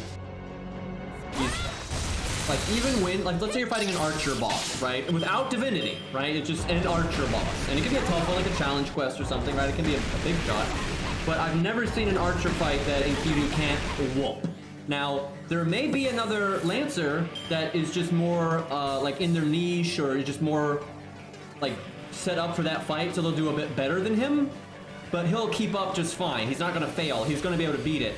But then that whatever that other Lancer was, that might do a little bit better than Enkidu there, they're not gonna do as well as Enkidu against literally everything else, because Enkidu can work against every single archer boss ever, and then every berserker boss ever, because Enkidu for some fucking reason has an anti-berserker bonus, because that makes sense. And then anything that's divinity, he just shuts the fuck down, and then every foreigner, like major boss fight you've ever done is threat to humanity, murders those. There's a bunch of other bosses that aren't even foreigners that have threat to humanity, shuts those down too. So he's basically straight counterclassing all archers to the point that he can beat them pretty easily. He is doing the same thing to all berserkers, he's doing the same thing to everything that has threat to humanity, and he's doing that to like 90% of things that have divinity, and divinity is one of the most common things ever. So that the list of things that he just wrecks is so big, where a lot of the other Lancers, you know, in one specific fight, they might do better than Enkidu, or just as good, or close to as good. But when it comes to all those other things, they're not going to do any of that nonsense, right? Like most Lancers don't just shit on every Berserker or Divinity or Threat to Humanity, or when they have Divinity and Threat to Humanity, they just don't do that. So he's kind of like Ku Alter at this point, where he's just so effective against so much content, and also specifically difficult content. Now for farming, I don't think Enkidu is anything special because he doesn't even have a battery, right? So yeah, there's a lot of single target farming these days with the way they've kind of changed free quests and events and stuff. But you still really don't want to use Enkidu for that. So farming is the one area where Enkidu is nothing special at all. But for anything challenge related, he's the best one. I can't think of another Lancer that keeps up. Like Grailed Ku is great, like he really is. Grailed Ku is very, very good, but he's definitely not as good as Enkidu because Ku doesn't. Yeah, Ku also counters Berserkers, and Ku has the better anti-debuff. And if the fight demands you only need a bit of damage or a chunk of damage, and then you must live a long time, Ku is better than Enkidu. But Enkidu is better against 13 Humanity. He's better against Divinity. He's, keeps up with all those things I just listed for Ku. He's still really good in that area because Enkidu also lives a really long time and his anti-debuff, etc., etc. So Enkidu's definitely better. And like Brunhilde's good, but she doesn't have all those niche counters and she has no self-survivability and there's all kinds of problems there. Scaff has a lot of... Scaff's good, but oh, Jesus, she does not keep up with Enkidu at all because her stun is nice, but she has so much less NP gain. And the stun, Enkidu doesn't need his stun, right? Enkidu doesn't need it. His toolkit is insanely good without it, and if he gets his stun, he becomes broken. Scaff's not like that. Scaff sucks if she can't stun, and then does what she's supposed to do if she can stun. And her stun's a lot slower, and her overall survivability is so much lower. She doesn't have anti-debuff.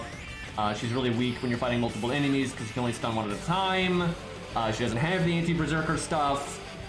She doesn't have the 13 Humanity stuff. Like, she's good. Scath is a great Lancer, absolutely.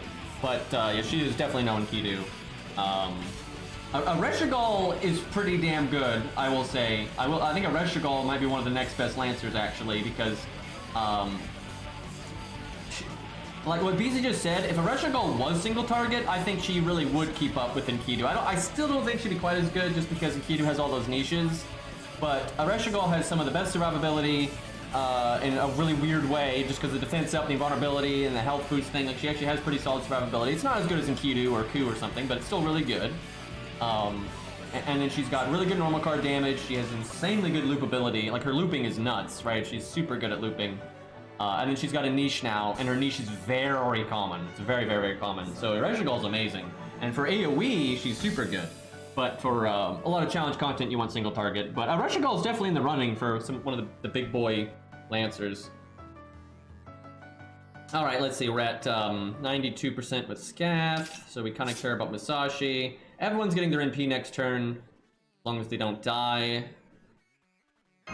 Oh, right. This one's got 2 health bars, though. So I'd rather NP with Scath next turn because of the stun.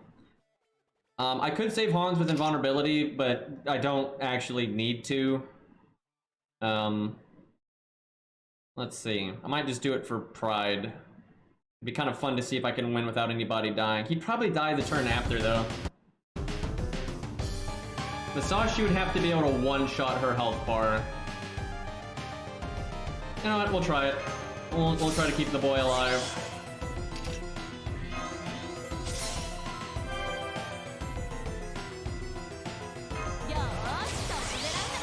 Although I might have to, I think they might make you use Musashi first, which means I wouldn't be able to stun, which would make all kinds of problems.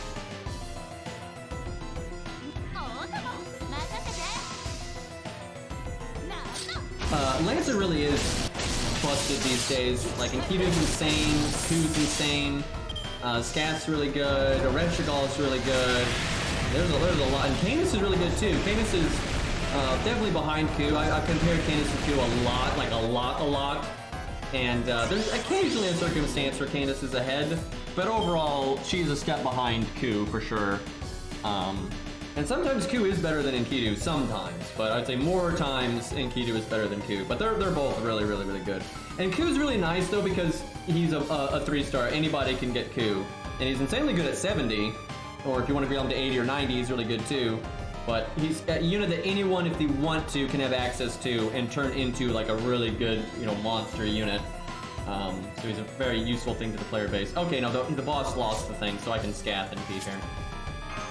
I would like to save the attack up for Musashi.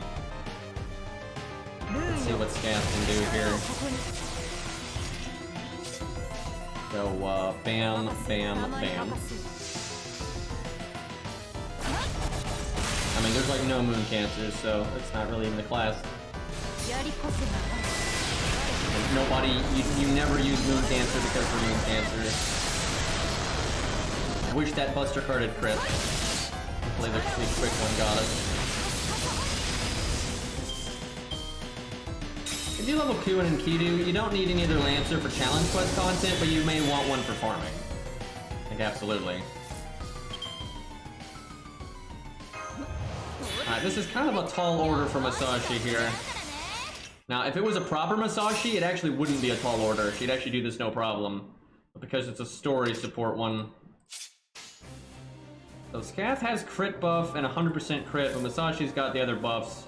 I think we go with Masashi Brave Chain. If she crits, this will be no problem. I think we do the big crit first, because we need it. I bet she hits Guts again. We're probably being sneaky. I don't know, 379. Got a lot of buffs though. We buffed her up quite a bit. Nope. Damn.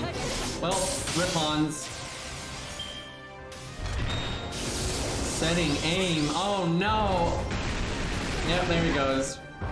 Actually, there goes everybody, I think. We tried. We were so close to doing that without anybody dying. Did not pan out. It was actually a coup set up all along.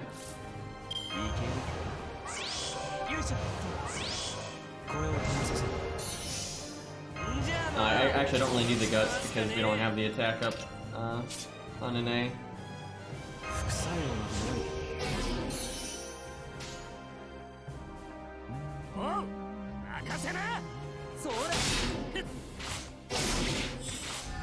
I don't know why they gave Ku and Enkidu anti-Berserker. That was such a broken thing to do.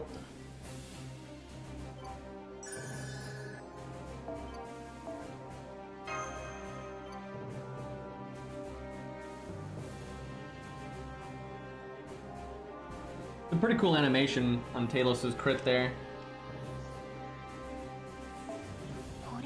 Alright, chat, I haven't played NA in such a long time. How many apples do you think I have, chat? Put a number in chat real quick. How many? I don't even know. I have no idea how many apples I got. I'm sure I've got a chunk because it's me. There's no way I've been wasteful. At least 2.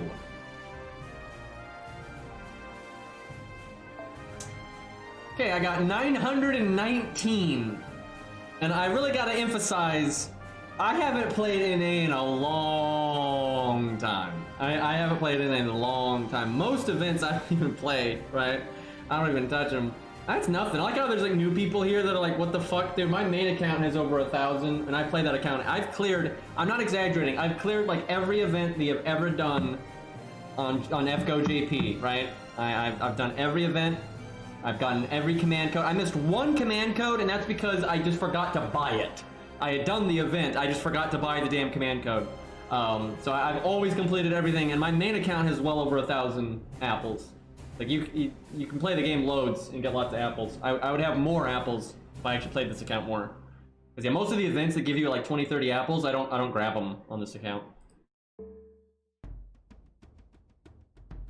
It's actually not even hard to get this many apples. The reason why most people don't get it, it's a philosophy thing. A lot of people use apples when you just shouldn't.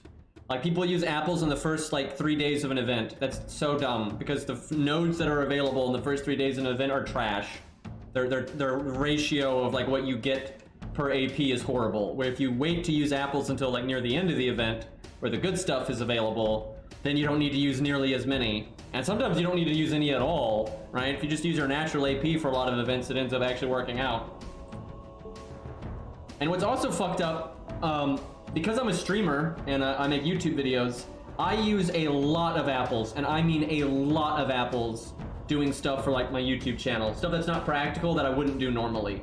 Like I use a fuckload of apples on that. And that's actually why I'm so careful when I'm playing events to make sure I'm being very efficient with my AP and not being wasteful for apples. So then when I'm doing stuff for the stream or for the YouTube channel, I can be as wasteful as I want. And if I need to use 3 or 4 apples to do some, you know, like fight a boss, because what I'll do is there'll be like a new challenge quest or something, and I do it with like, you know, 5 different setups to kind of just, you know, see how the different units stack up to each other.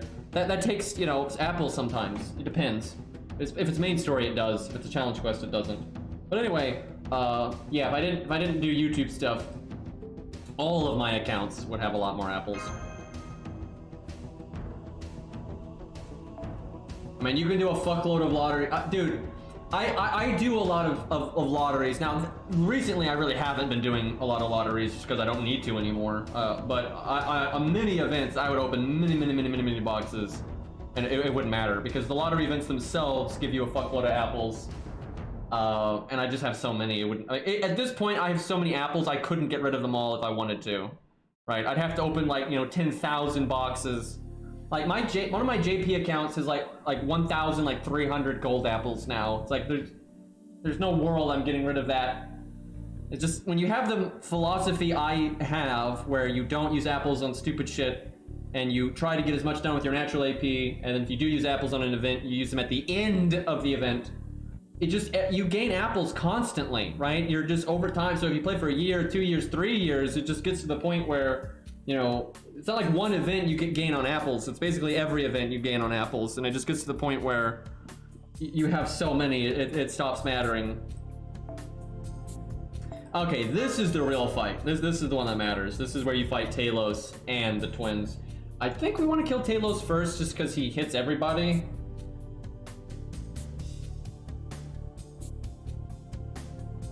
At what point, like what, I swear, what did I just say that it translates to don't use apples for 3 years? Nothing I just said translated to that. I use apples all of the time.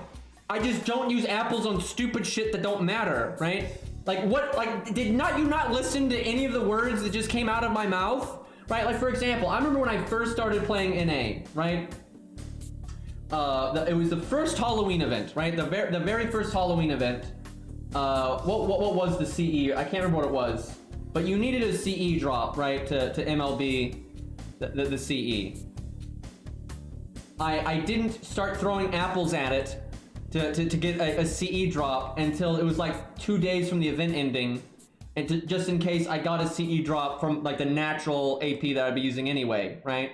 And that's the whole point, right? If you don't need to use the apples, you don't, right? A lot of times you'll clear the event shop, you'll do the lotteries you need to do, etc., and you'll end up only using a few apples. Because if you wait until the end, you can be precise. If you use apples at the beginning, you're going to overshoot almost every damn time. Because first off, you're probably going to farm a whole bunch, and then you still have like 3 weeks of the event left, and then your natural AP will just end up overflowing super hard, and you end up farming way more than you actually needed to, or you just whiff a bunch of AP.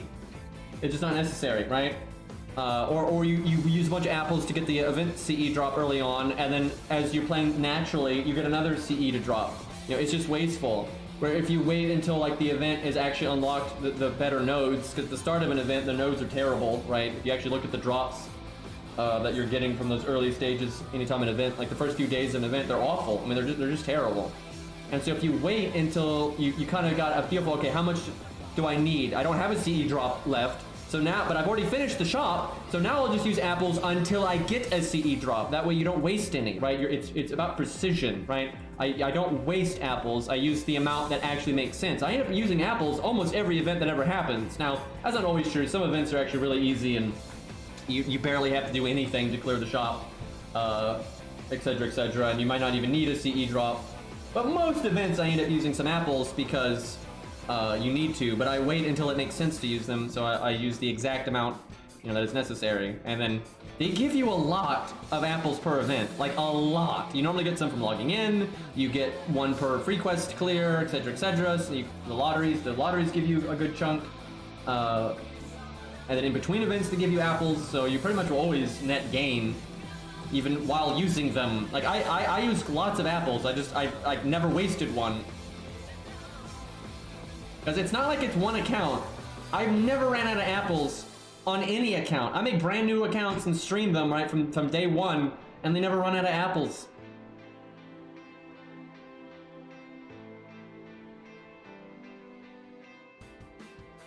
I think the event that I ended up using the most apples on was Fate Requiem.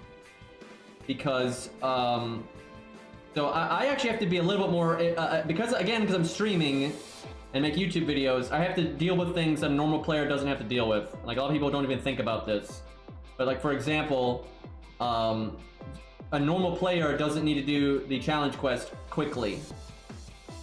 I do, because I have to make a video for it. Now, because of my fucked up sleep schedule and all that, and how long it takes me to edit videos, my challenge quest videos still normally come out way after everyone else's, because, you know, I wake up too late in the day, and, you know, my editing style takes forever, so I'm still behind. But because of that, I have to be as economical as like possible with my time.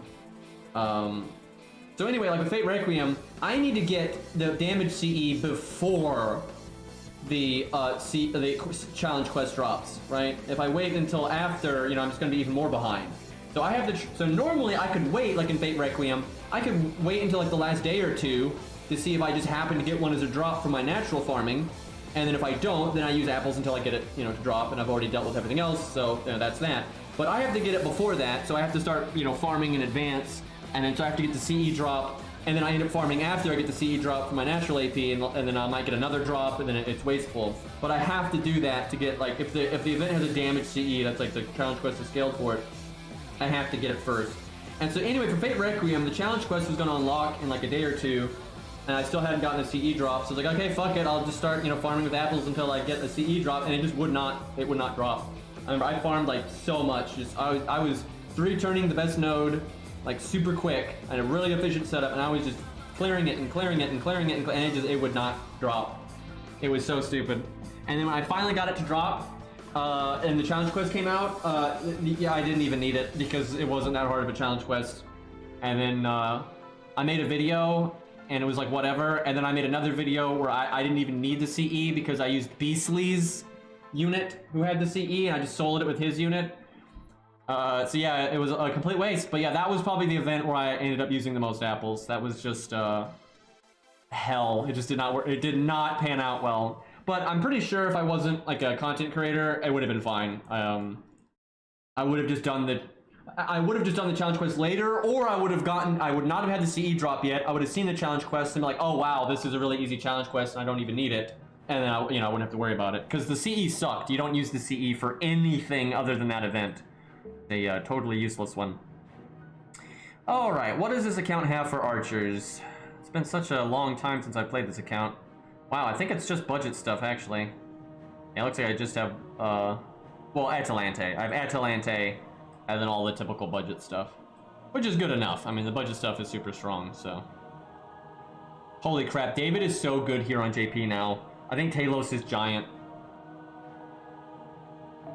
So and David gets anti-berserker as his passive. So he has anti-giant, anti-berserker, and then he's counterclassing the twins.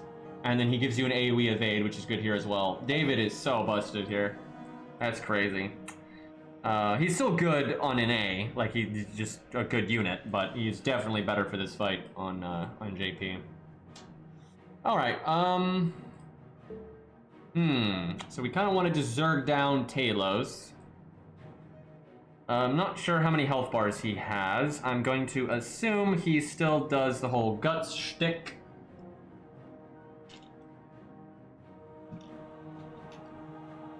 Yeah, summer CEs are normally good. A lot of times they're Star Bomb or 50% starting NP, stuff like that. They're pretty. I think they do that on purpose. Summer event is they're aware that summer is like a big hype part of FGO, and a lot of people play that don't normally play, and people like swimsuits, obviously, and things like that. So there's a lot of rolling going on. Like, there's just a lot of attention on FGO during summer. So I think they want to make sure it's like a good event worth doing, and has good rewards and stuff. Honestly, with how good Lasagna's been doing, I'm really interested to see how they do for the next summer event. I've been impressed with Lasagna so far. Like, I haven't been having a lot of fun with FGO recently, although I've been enjoying today a lot because 5.2 is awesome. That's mainly just because I don't like streaming challenge quests. It's just really cancerous with the peanut gallery. And they've just added so many challenge quests recently. But I've been playing the game off stream and I've been having a blast, so...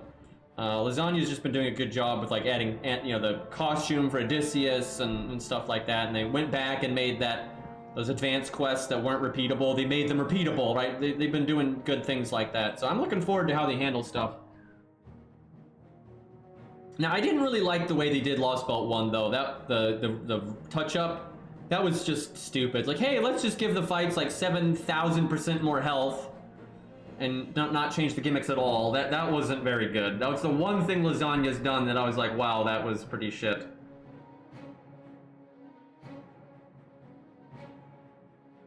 Honestly, Scath is still really good here, but I wouldn't mind giving someone else a go.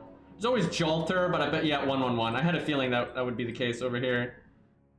Don't seem... I don't use her much, and she doesn't have an animation update. And if I'm gonna use her, I'll probably use her on JP instead, so... God, yeah, imagine Ziggurat with like 3 million health. That's the kind of thing they've been doing, though, so...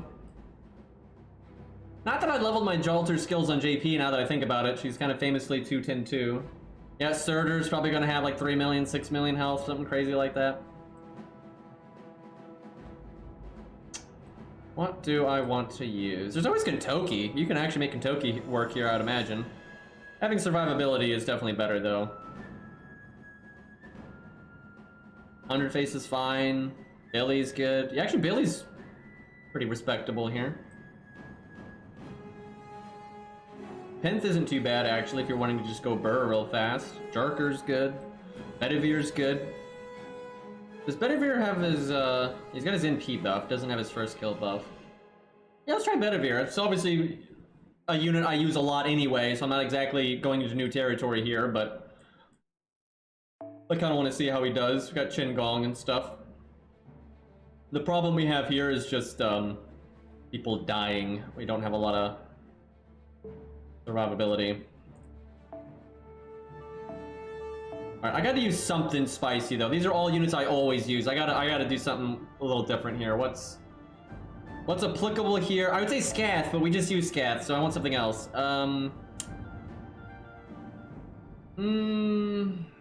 We could try that, I guess? Although I use her a decent amount too, actually.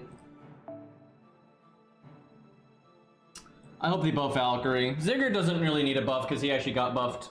And ever since they buffed him, he's fine. But Valkyrie needs a buff. She's terrible. She's like just such a trash unit.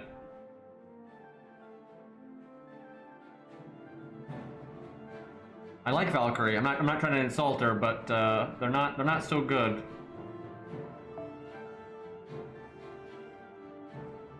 That's plenty to take out Talos. I don't know if it's enough to deal with the twins. This might be too much to deal with Talos, honestly. I'm just trying to use a unit I don't use a lot. But, like, I don't have a lot of archers, so there's not a lot of room for me to be fancy here.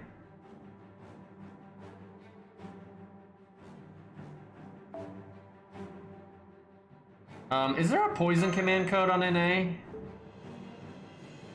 Because, unlike JP, I miss command codes in NA all the time, so there's a chance I just missed it. Let's find out.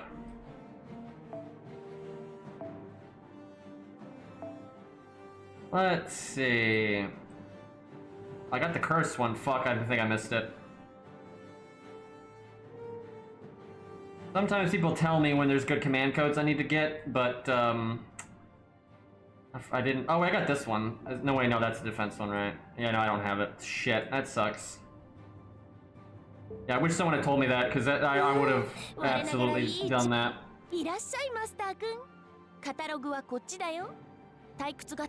I think they add one to the eventually to like Rare Prism, but that's like way down the line. So yeah, they don't add command codes for a good while. Oh well.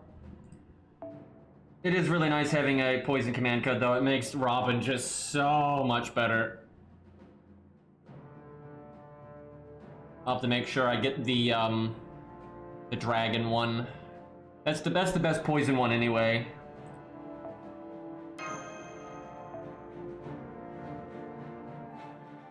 I don't think I could bring myself to do the maze event again. That is just the worst event ever. The challenge quest is fun. And like Kama's fun, but oh my god, that is such a terrible event.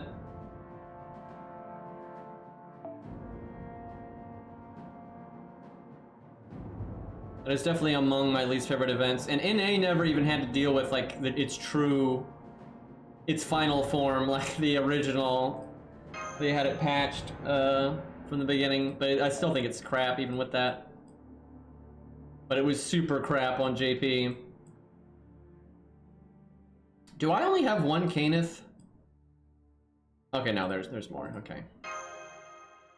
Seems like it'd be pretty good here.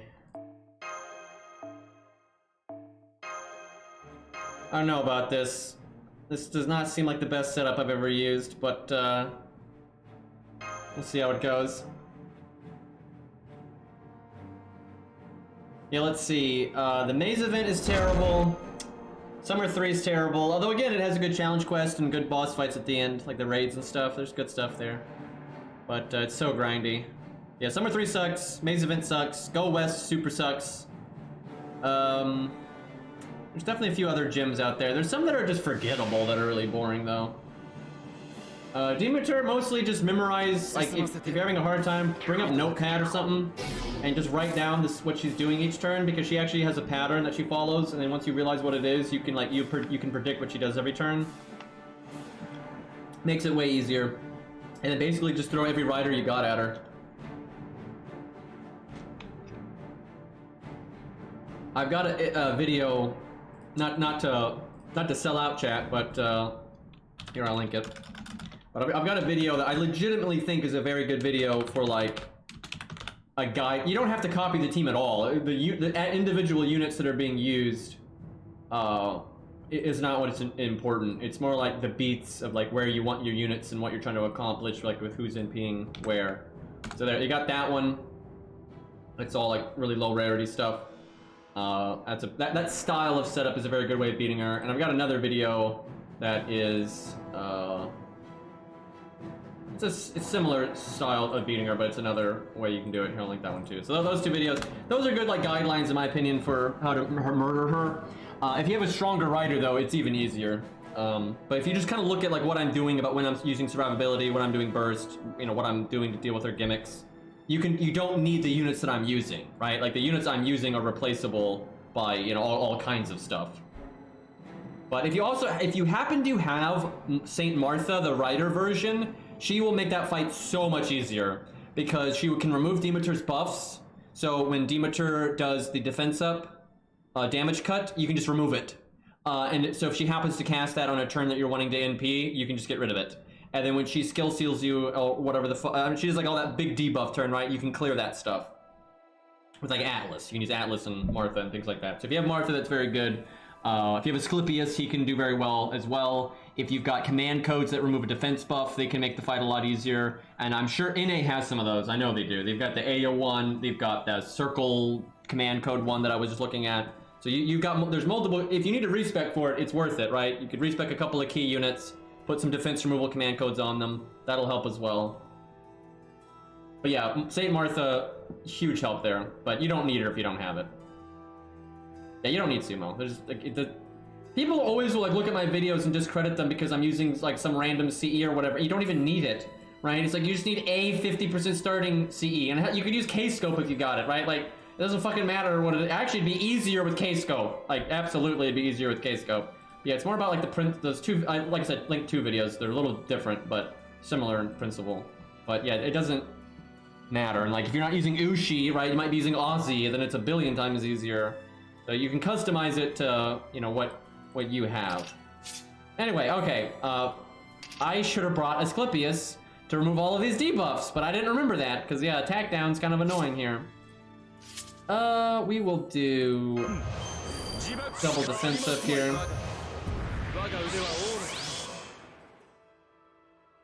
Yep, that popped up again recently, Beastly. Like that used to be a thing all the time, and then recently I've had people saying that again. A lot of times it's in like fights where it doesn't matter. It's like, Jesus Christ. And what it is a lot of people are too lazy to actually watch the video or pay attention to what's happening in the video. They wouldn't, they're so dumb, like they wouldn't notice if it mattered that your skill was 10 or not. They wouldn't know. They wouldn't know what to look for, right? And they can't follow, they're not even trying to follow like the principle behind the team. Right? They're just looking to nitpick something. What happens, I know for a fact this is what happens, because I've had people even admit to this. What oftentimes will happen is people will get to a boss fight, fail miserably. Like maybe they get to Demeter, right? They get bulldozed because they don't get it. You know, whatever, Zeus, whatever it is, Fluffy. That's a pretty reasonable one to get bulldozed by. But you know, anyway, scrub, play game, get bulldozed by fight, get mad, use SQ to revive, use command codes or command spells to revive or whatever. Rage, go to YouTube, look up boss, see somebody beat it in a very reasonable way, try to discredit video for beating it in a reasonable way so they feel better about themselves, you know, using SQ or whatever. That is a thing, and I know that's a thing because I've seen it a bunch, and I've even talked to people and they've admitted that that's what they did, and then they regretted it later, right? Like that's just a thing. You know, people get smacked, they go to YouTube, they try to tear other people down to feel better about themselves, and they're too bad at the fight to even know what they're watching, right? Okay, Talos need to fucking die. Do this. Actually, I wouldn't hate taunting just to get crit down, because getting crit would be super shit.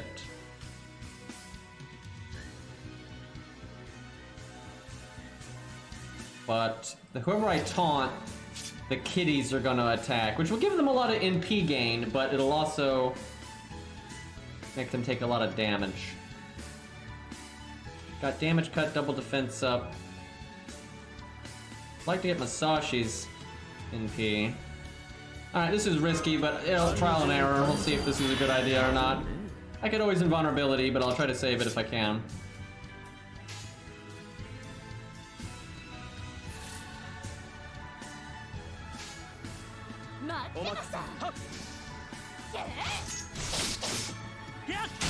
Yeah, honestly, I think CS revive shouldn't be a thing. I think regular CS is fine. Like, honestly, even if you use all three of them to heal and you get in free NPs, it's very helpful, but it doesn't, like, trivialize the entire fight, right? Where if you do the 3 CS res, you're giving 6 units all their NPs, and you're doing 6 full heals, and you're getting all your skills back. That is just, it's insane, right? Like, it's a bit too much, in my opinion.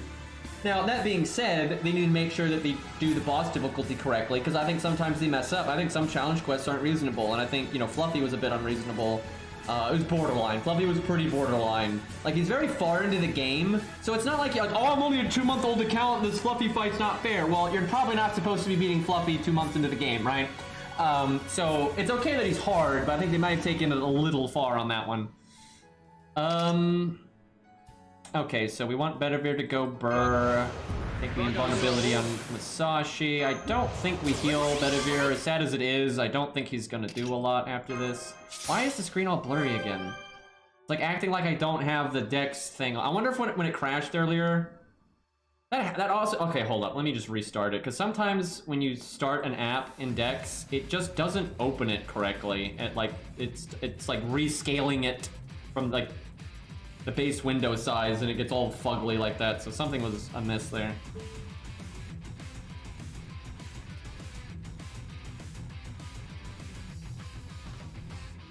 But anyway, so here's the thing. I think CS are really good for the game, right? I think command spells are good for the game. I just don't think the res is good for the game. And so, for example, let's say you're a 6-month-old account, right? So you've been playing for a good bit, right? You've definitely got a roster of units, but you're probably gonna have some holes in it. Right, you're clearly going to have holes in your gold units, especially if you're free to play. Right, you're clearly not going to have a good gold for every damage type, and maybe you haven't. Maybe you've been a bit of a dummy and you haven't leveled. Yeah, no, it's still all blurry. What is going on here? It's not. It's not like opening the app correctly. I can tell. Like I know Samsung Dex well enough. I know what it's doing right now. I might have to just reset it entirely. Anyway, so yeah, 6-month-old account. You've got holes in your lineup. And you might not have, it may not be reasonable for you to be able to like quickly level whatever units are called for whatever stage you're stuck on, right? Be it a main story fight or a challenge quest or something, because it might just like call for, oh wow, you really need like a good rider and maybe even a backup rider DPS, and all I've got is an AoE rider, right? And that you just don't have what you need. And even if you then quickly leveled up a rider, you still don't have like a backup rider that you might need, right? Because you're probably not going to have like super strong supports and stuff, so you might need to have the whole team do a bit more And so CS, I think, is a really reasonable way to kind of offset, like, oh, okay, you know, this stage is just really countering, you know, what I've got available to me. And so but I'll still take a second, I'll learn the fight, I'll figure out, you know, what the boss is doing when, and I can kind of min-max when it'd be a smart time to use a command spell, right, to either heal or get a free NP, to get the burst damage I need, or to clean up or whatever. And I can deal with the fight. That's completely reasonable, right? Because honestly, even if you do that, you're probably going to have to work harder to beat that fight than someone that's been playing the game for a long time that doesn't use CS, or somebody that just happens to have leveled the units that are applicable to that stage. Right? Even though you're using a CS and they aren't, you're still probably working harder than them, right? So regular CS is totally fine, and I think they're a really good way they're like a gap filler. They're a really good way to fill in the gaps for the stuff that you just don't have available at the time.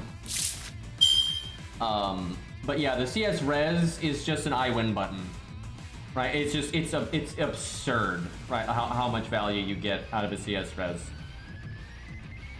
And the only people, and I'm probably calling out a few people in my chat right now, but the only people that CS res and still lose are people that are being impatient and they started a boss fight, they kind of did it halfway good, and they don't want to reset and then like twink their team and then CS res. So they start the boss, they don't understand it, they don't maximize the team in any way, they lose, they CS res, and then they still lose, right?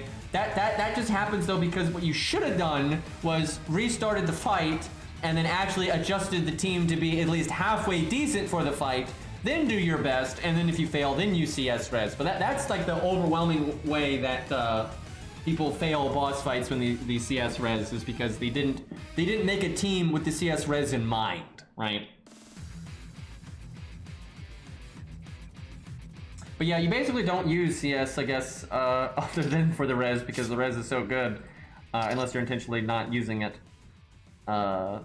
Okay, I think the graphics are less fucked up now. I don't know, they still look a bit blurry, but the ground's not as blurry as it was. Like, that was super messed up. It still doesn't look right. Like, it's still way more pixely than normal. Whatever. Samsung Dex, man, it's got problems. Yeah, no, it is. I'm looking at, like, Bedivier's face is just a blur. Like, what the hell? Alright, Masashi should get her NP from the AoE aspect of this. I'll do Buster Buster, so I don't need to use Chen's buff. I've actually used CS when farming quite a few times because I'll like try to solo something so I'm picking around on stream or something, and then I'll lose, and I don't want to lose out on the mats that drop, so I'll CS res that. And there's actually been a couple of times where I've brought the wrong team entirely, and I'm not soloing for like the stream or whatever. I'll be like farming, and I'll accidentally bring like a Lancer farming team to a Saber stage. And yeah, I've CS'd that before. I don't want to waste the AP.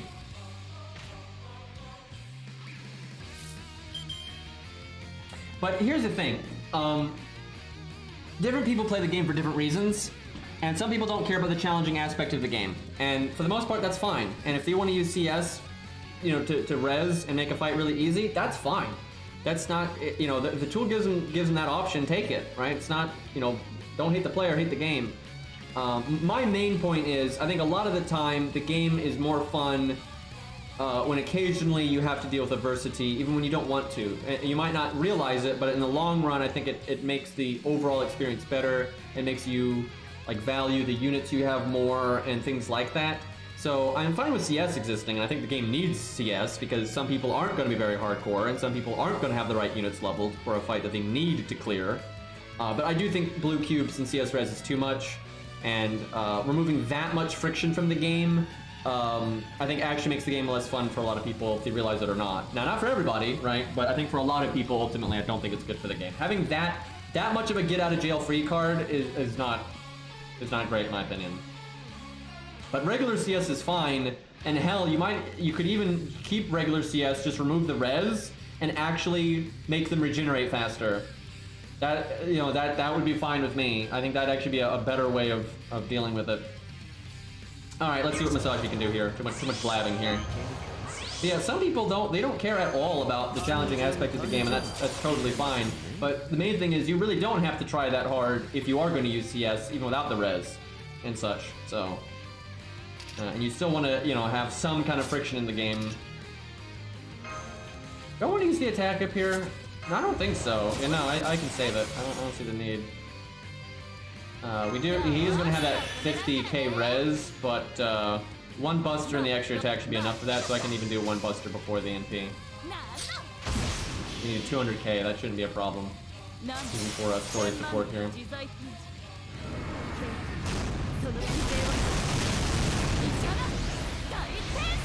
I actually think they are going to let people skip story chapters at some point, like especially 1.0. Oh, okay, 300k.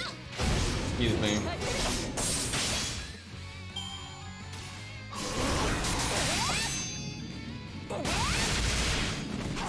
Okay, so not Zerg down David. Although, I guess he did need the NP gain. Won't complain about that. The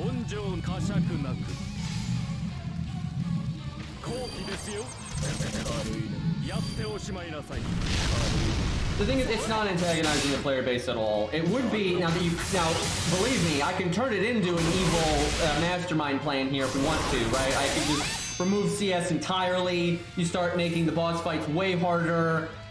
You know, you remove friend support all the time. You know, there are ways that you can become really evil about this.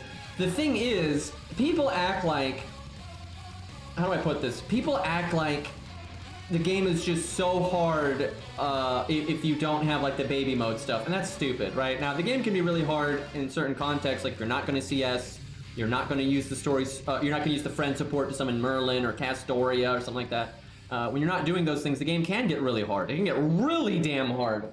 But the thing is, you do have access to those things. You do have CS, even without the res, you have CS. You do have your friend support, like with Castoria and whatnot. And these things make the game out so much easier. Right now, that still may have a bit of difficulty. You still might need to, you know, think about it for 5 seconds and line up your team properly and that kind of thing. But my point is, some degree of challenge matters. It doesn't have to be Dark Souls, but some degree of challenge matters. And the reason it matters is because you want to incentivize a lot of things. You want to incentivize, first off, you don't want Zeus to feel like a bitch, right? When you fight Zeus in the story, it's not going to be a very memorable experience if Zeus is a complete pushover, right? Also, you want to incentivize people to level up their skills and to max ascend their servants and to use their grails, and you want those things to matter. If everything is Care Bear baby bullshit, why do you care if you just grailed your favorite character from 90 to 100 or from 60 to 100, right? If you could just bulldoze everything with Sanson, who cares, right? It doesn't mean anything at that point. So for those things to matter, right, for it to matter that you level up your skills and for it to feel good that you finally got your favorite character to 10, 10, 10, or that, oh, look, I grailed this unit, now look how hard they can crit and stuff, or I just summoned Castoria, that's so good, right? For those things to matter, the game has to have some degree of friction, right? You know, it doesn't need to be an unforgiving wasteland, but there needs to be some degree of friction for things to actually matter, right? You can't always make everything, you know, super baby mode and have it not compromise on a lot of other stuff in the game, right? They're just, it's impossible to cater to everything, right? It just doesn't work that way. You can't make everybody happy all the time, and I think ultimately, to make the most people happy or to make the game the best experience it can be, there has to be some degree of friction, right? Again, it doesn't have to be super crazy hardcore, and it doesn't have to be hard all the time. It actually be really bad for it to be hard all of the time. But if you make it, if there's no barriers in the way, why care about anything? You know, why level anything? Why grail anything? You know, when some unit hits for like 1,000,000 damage, you care because it actually does matter, right? Like, you know, and like when you see how good a budget unit is, that's relevant because the game does have things where you might need that kind of help and whatnot. Where if you don't ever have that, then it's pointless. Okay, NP time. I wish I had taunt right now. Don't they have Pierce and vulnerability? Yeah, they have. I'm pretty sure they have Pierce and vulnerability. Yeah, I should have probably saved Shin Gong's taunt, because that if David dies right now, that is, we're not necessarily dead, but is really bad and it's insanely wasteful. Just look, 2 out of 3, they don't NP David, right? So we're favored here. Also, goddamn it, 98%. The gouges, of course. Of course. Okay, game. You're very cool. We might lose because of that. Now, it's not. We're not dead. We're not dead in the water yet, but we may lose because of that. That's pretty bad. Okay, so I actually need to keep Qingong alive. So I might evade him because the evade doesn't do anything on the NP turn, so you might as well use it before that. Want the attack down. Thank you. Let's see. I think Billy go burn now. Actually, we might as well have Billy evade for the same reason as before.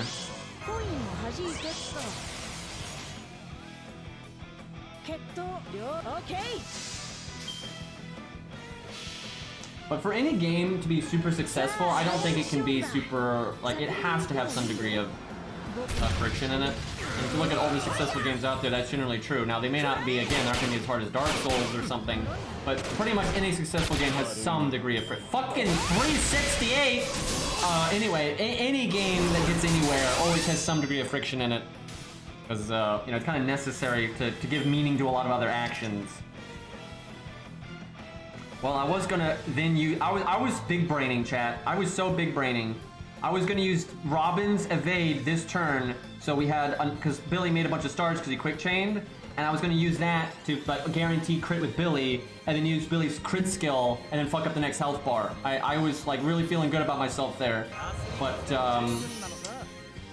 yeah, we didn't break, so it doesn't even matter. Let's see, I guess I do that. About as good as we're gonna get on the stars here. Quite a bit less stars on that one. Dude, David dying just ruins everything. Like, are you kidding me? And now they can NP. Thank you. Thank goodness they hit Robin there, because it'd been really bad if they didn't. Okay, we got Chin's thing back, so that actually makes this rather easy. No one actually has a Buster card, so Chin's Buster thing is gonna go to waste, sadly. I think we'll do...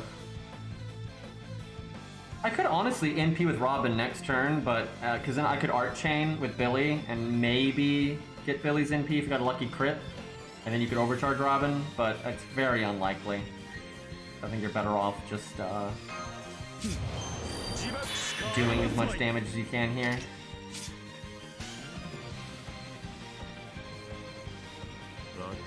I think I do the chain anyway, and I can do quick last, and then I'll finally use Robin's third skill to try to get a crit turn.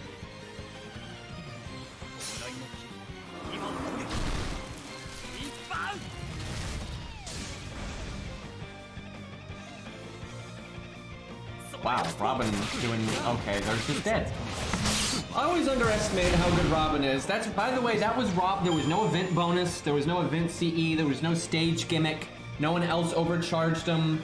And Robin scales with buffs very well. It's just kind of the way he works. And yeah, he didn't have any other than the Mystic Code. He just had the Mystic Code buff, and he did that much damage. He's not grailed. That was super, but he didn't have a particularly good CE either. Pretty average CE there. Imagine if we had like Mozart or something. Honestly, at this point, it wouldn't shock me if they buffed his NP with the way they've been doing stuff on JP. Canis is okay at NP1 because she is very normal card focused, but you still want to NP with her pretty often, so it's pretty nice to get her NP2. Like, if you're like just a casual Canis fan and you got plenty of other Lancers you're going to use, I wouldn't worry about it. NP1's fine. But if you're like, oh man, I want to use Canis like all the time, and then I would be like, yeah, you're probably going to want NP2 at least if you're wanting to use her for like a lot of stuff. But if you're just going to use her casually, then NP1's fine. But I will say, for farming, it's actually pretty nice to have her at a high NP rank because it's actually not too hard to farm with her buff down the line. She gets the self-battery, and if you get her passive, if you have her passive and her battery, she can just NP on like so many different team comps and clear away for you. And if you like clear the first wave with a Rosh and then stuff like that, there's a lot of ways to work that into farming that can be good. Now, if you're already doing like, you know, scatty stuff, or you're planning on getting Castoria or whatever, then it's not necessarily necessary.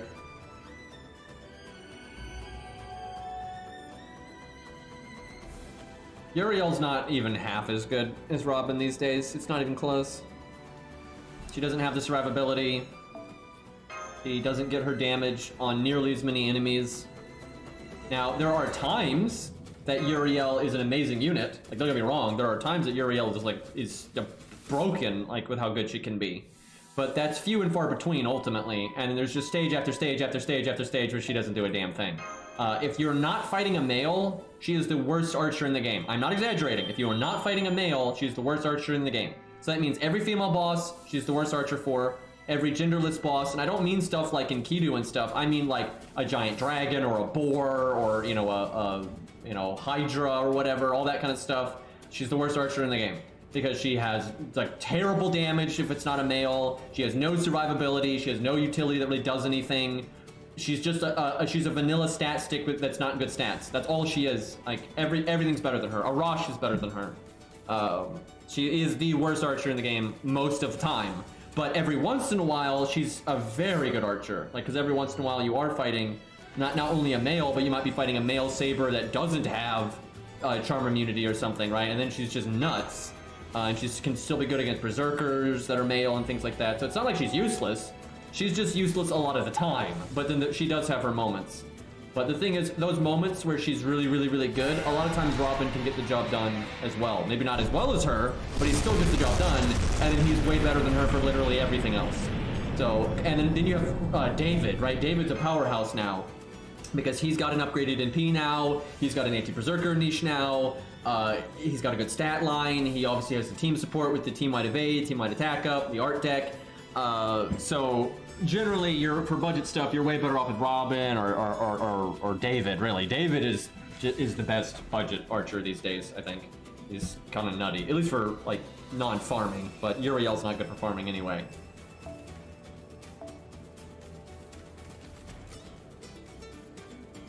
Yeah, she is really crappy if she's not fighting a male servant. So I legit, I don't recommend leveling her for new players, right? Now, if you've got wiggle room and you kind of level whatever you want, then sure, if you like Uriel, go nuts. And if you like the character, don't let me stop you, right? But if you don't really care about Uriel one way or the other, right? Your neutral response, I don't recommend leveling her on a new account. It's just not worth it, right? You're investing, all that XP and materials into a unit that is only useful occasionally, where you could have leveled like David, and he's useful for all that stuff too, and a bunch of other stuff, right? It's way more economical.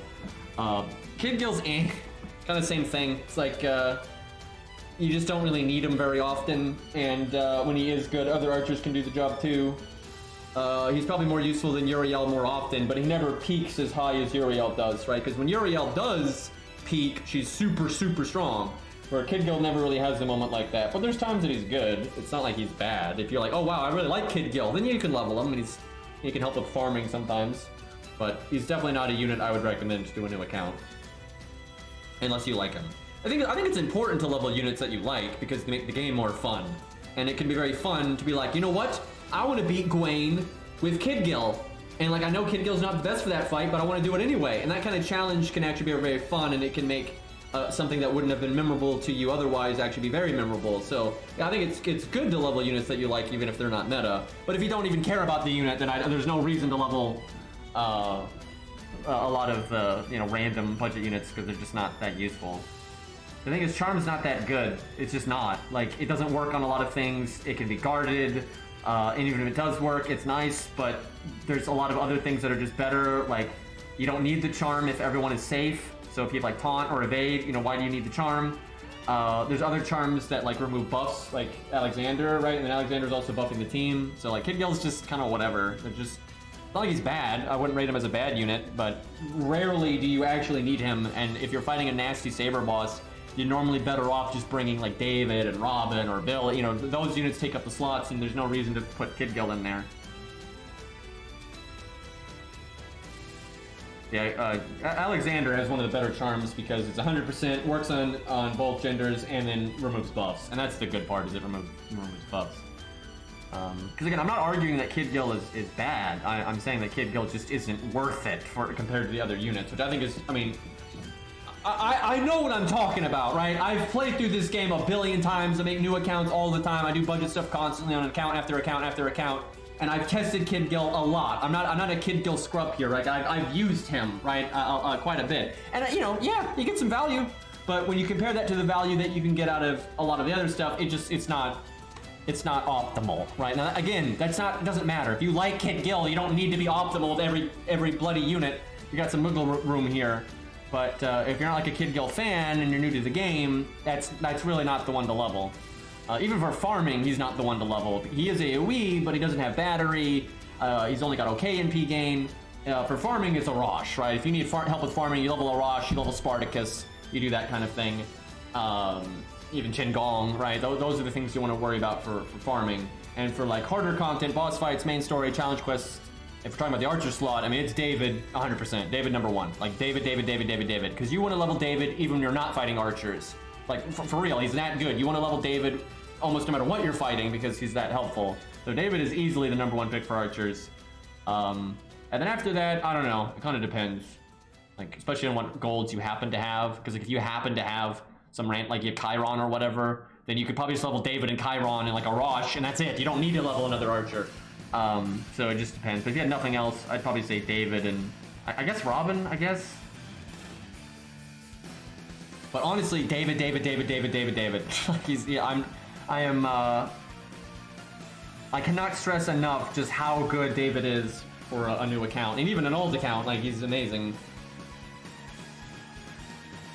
Never level Kiyohime, and no, I've heard people say that before, that you should level Kiyohime to work with Paris. No, just no. Like, first off, you don't need to level Paris anyway. If you like Paris, you know, go nuts. But how do I explain this? If you're fighting a boss that does not buff themselves regularly, because there's bosses like that, like they don't cast skills on themselves regularly, or whatever they cast doesn't leave a lingering buff on themselves, right? There's just bosses out there like that, and so that means Paris can't remove a buff, which means he can't do his mark, which means he doesn't do damage, right? If you're fighting a boss like that, don't use Paris, right? You don't do that. And if you're like, oh, I can bring Kiyohime, and then I can then bring, no, like, because now Kiyohime's on the team. Like, do you not see the problem here? Like, where otherwise you could have brought, like, Mozart or David or Mash or Hans. You know, you could have brought, like, some kind of key unit that's actually useful for the boss fight in general. Instead of that, you now have Kiyohime on the team. Right? Whoop-de-doo, right? She probably is not going to be designed for the fight at all because you're wanting to use Paris, which means it's probably not an AoE fight where you need, like, general AoE berserker stuff. So she's not good for it. And, you know, Paris is single target and she's AoE. She's also just bad and she just dies, right? So you have like a dead unit on the team just to enable the gimmick on Paris that it's like, what? Why don't, just, how about you not use Paris and you bring, you know, David instead, right? And if you're just like a huge Paris fan, right, you want to use Paris for everything, it's not worth it. You're at that point, you're better off like bringing a buffer to just buff up Paris more to compensate for him not having his bonus, right? You like Kiyohime is just not good, right? That's just she's very right, and she's super not good if you're in a situation where you're using Paris because they're not in sync, right? They're not units that have like a lot in common. They're not for the same kind of stages and whatnot. So even if you're a big Paris fan, don't fucking bring Kiyohime. That's dumb, right? It's super dumb. Like, you want the boss to just buff on their own.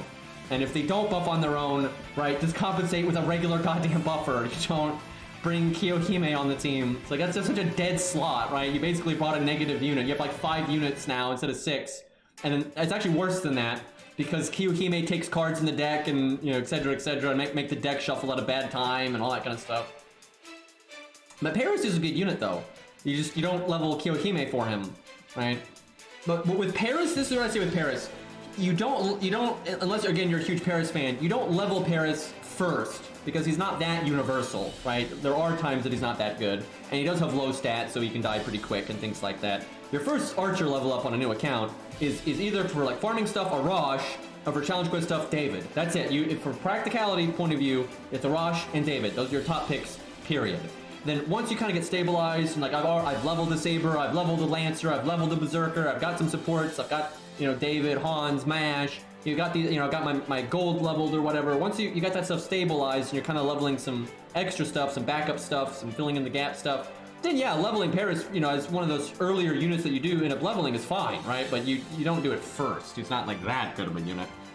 I'm stuck on Veach. Summon her friends in Kidu. That's the easiest way to murder that. Also, bring...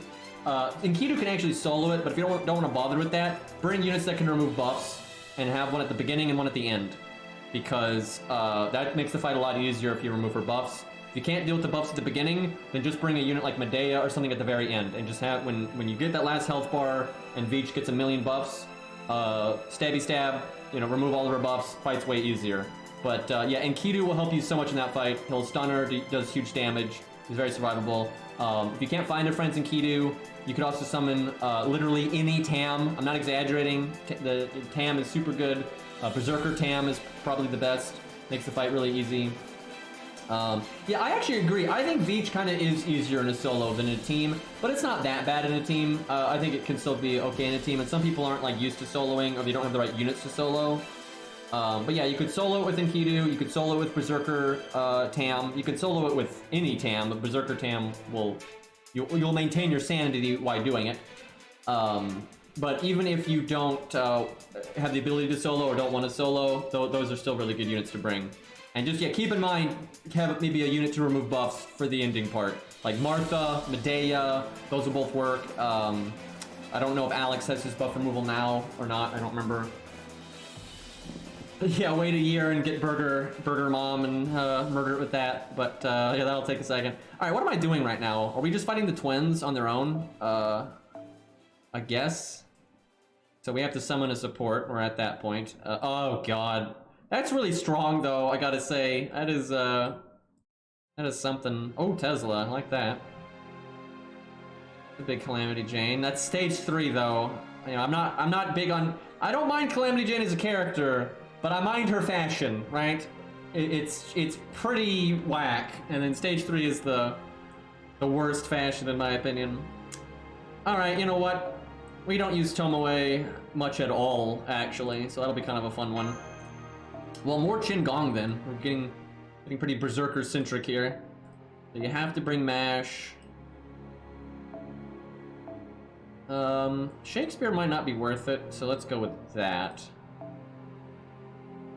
No, I don't want to bring Billy and stuff because I don't want to steal Tomoe's thunder, and if Tomoe can't crack it, then we want to do it again and do better.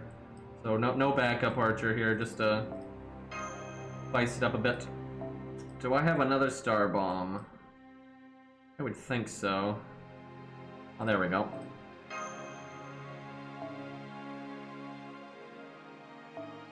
I kind of want to see if just this works. That's getting a little cocky, maybe. But it's fun to have like a lean setup. We'll bring Hans, because he's useful anyway, and I want Hans Bond. I should bring Jeweled Sword, but I'm too lazy to like cycle.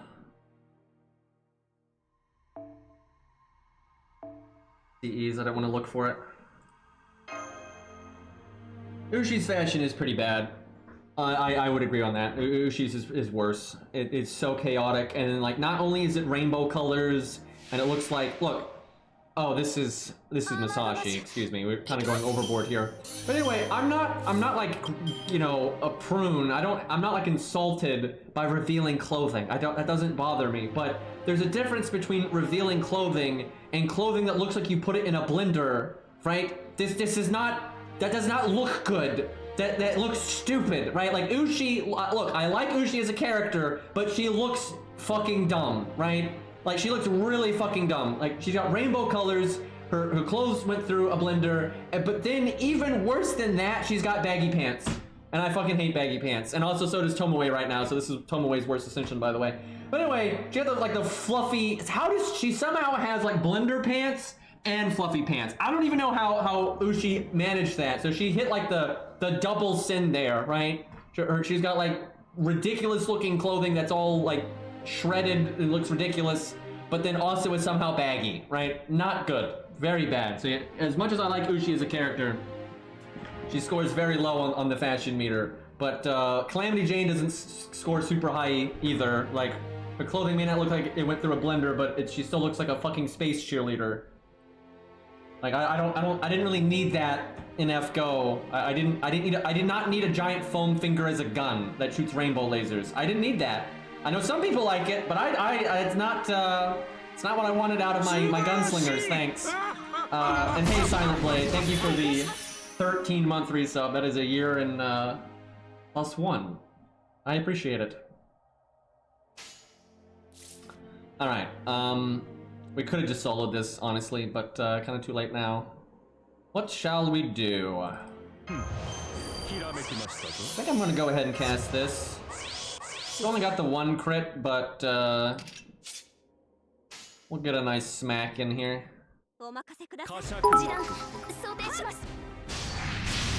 I like this stage. Well, I mean, that's what's important because it's your unit, but you know, I'm not gonna lie to you, boy, and tell you I like it when I don't.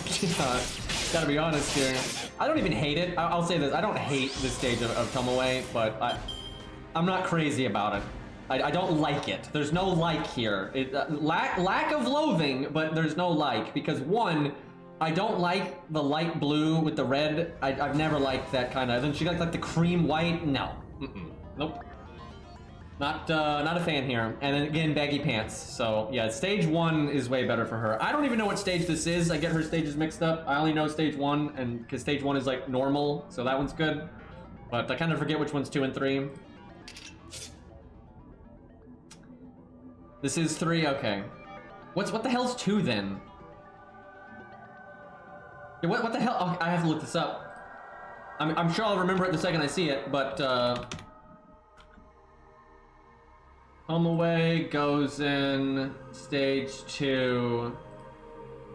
Okay, it's basically stage 3, but way more normal. Stage 2 is so much better. Stage 2 is so much better because it's like way more normal. It's like samurai armor, a little anime, but it's very samurai armor, right? Where stage 3 is like we're doing that, but we're making it weird. So yeah, stage 1's best, but stage 2's fine. And then stage 3, making Poi mad, but look, Poi throws nickels at me all of the time, right? So I gotta fight back somehow. Okay, this is bullshit right now. Tomoe, all of her cards are in the 3rd hand. I'm trying to like break the bar with normal cards and then NP while I still have buffs, but Tomoe is getting like completely screwed over here with the deck shuffle, because she can't do a damn thing. I forgot to taunt on Nash, but I guess it doesn't matter. Of course she goes straight for Tomoe though. I probably deserve that considering my misplay. Hey look, it's a Tomoe Brave Chain. Totally didn't see that coming. This is not going as I had hoped. I should have taunted next turn because we still had damage cut and stuff on Tomoe.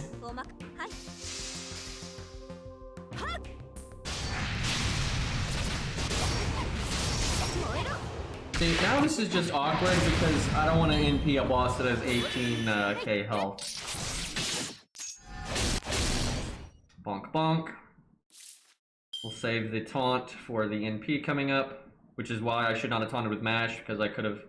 The turn I'm face tanking here, I could have face tanked with the defense up damage cut, which would have just been better. But, too late now. Mash got this, right? Dude, I had a YouTube comment of a guy saying that card counting, like, runs the game. And I'm like, dude, there's only 15 cards. It's not hard to card count in this game. Like, you're not even being that min-maxing by card counting. It's like it's good for the game. I think card counting is absolutely good for this game. Alright, you know what? We waited so long. I'm just gonna wait the 1 turn and let this come back. And then we'll... Although I can do a Brave Chain if I NP now, though, which is kind of fancy. But now we'll wait. はい、疑似リンク開始。神明、凍結展開。これは多くの道、多くの願いを受けた幻想の城。こうせよ。Yeah, it's pretty easy. The only thing that gets kind of hard is when you lose track of the deck reset because you just die at awkward times and stuff. Then you can really lose track of where the hell you're at. But generally, if I'm streaming, I lose track all the time because I'm blabbing and reading chat and stuff. Or if I'm like recording a video off stream, I pretty much always have a pretty good idea of where my deck's at. Because if I'm just playing the game, right, I'm not doing anything else, I'm just focusing on the boss fight. You know, I'm going to be like, okay, someone just died, deck shuffled, right? I'm always going to think that, you know, and I'm always going to take note of that. And so if I'm like, okay, Tomoe hasn't gotten a Buster card yet, that means you know they're coming up, things like that. All right, well, it was really good that we waited that turn because now we get even more buffs. Dude, I love the Tomoe challenge quest in Setsubun. That was so much fun to solo. It was so like... Now, it wasn't actually that hard to solo if you used AoE, but it's really fun to solo with single target. You have to think about a lot of weird things that you've never had to think about in another challenge quest ever again. It was awesome. I really enjoyed it. And Tomoe is a cool character, so she made a fun, you know, boss. If you're gonna have to fight a boss 5 times, might as well be not a piece of shit. Should be pretty easy nowadays, though. They've buffed a lot of Lancers and stuff. You could beat it pretty easy now. 500k. Again, no event bonus, and it's... Whew. Obviously, she had Chin Gong buffs, so, you know, that's definitely relevant because he's a big boy buffer, but that's pretty crazy.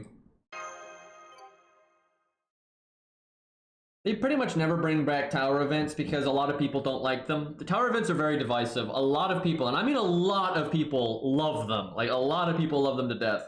But there's a pretty healthy chunk of people that don't like them. My thing is you should just bring them back and make them optional, and so you can bring them back for fun, and you don't have to tie major rewards to them and stuff. Make it a little side thing. I think that's a good way to do it. I love these mini tower events they're doing in Tesla Fest. I hate streaming them with a passion, and I hate making videos for them because it takes too much time. I literally have to make 7 videos for one video. I just, no thank you. So from a content creator standpoint, I loathe the Tesla challenge quest stuff. But off stream and just playing the game for fun, it's some of the best content in the game. I fucking love it. But yeah, as a content creator, I couldn't hate them more, to be honest. But from a player standpoint, I don't think I could like them more, which is kind of weird, but it is what it is. But they're just something, they're bonus content. You don't have to do them. It's not a big deal if you don't do them. You can repeat them. There's reasons to repeat them. There's lots of pros and cons to approaching them in different ways. It's something you can just sit down and sink your teeth into, right? So if we're just playing the game for fun, I really think it's some of my favorite content they've ever made. Because it's basically like a Setsubun event, but way more condensed and way more like action-y. It's like boom, boom, get to the good stuff. The units you bring really matter. What's left over matters. But it's only 7 floors, right? But each floor is really hard. So yeah, I love it. I just fucking hate it from a content creation standpoint. Yeah, if it was permanent, I'd actually, a lot of my issues with it from a content creator standpoint would go away. I could just be like, I could just do this later, right? I'll be just like, okay, you know, I'll beat it for fun now, and then when I've got a moment, right, I can sit down and do this at my own pace. But like, honestly, Tesla Fest has been miserable for me from a content creator standpoint. I kind of just gave up on it. I'm like, I'm just not gonna deal with it because I'm not gonna like damage my health for you know, YouTube videos. Thanks. Because it's just too much, right? Not only did they bring back 1 billion challenge quests, but they brought back harder versions of like the Super Romulus challenge quest. You know, they made a new challenge quest, and then they did the double, you know, mini towers, which is something they've never done before. It was just way too much stuff and way too little time. And I was like, okay, no, I need to just take a step back and just not deal with it because it's just too much. You know, I made a few videos for stuff that I really liked. You know, I had to make a video for Romulus because I like Romulus so much, and I'm a huge Mordred fan, so getting a chance to show off Max's Mordred, you know, that was really cool. But yeah, I wasn't gonna sit down and make like a proper budget video for every single goddamn. There's just no way. Like, I'd go bald, right? Like, I would just. There's no way I'm gonna maintain my sanity and do, you know, a fucking budget setup for every single one of those stages, because some of those stages would take a lot, and I mean a lot of time to make a good video for. Like, if I wanted to do a budget setup for, I'm not even sure you can do a budget setup, like a proper budget setup for Achilles, right?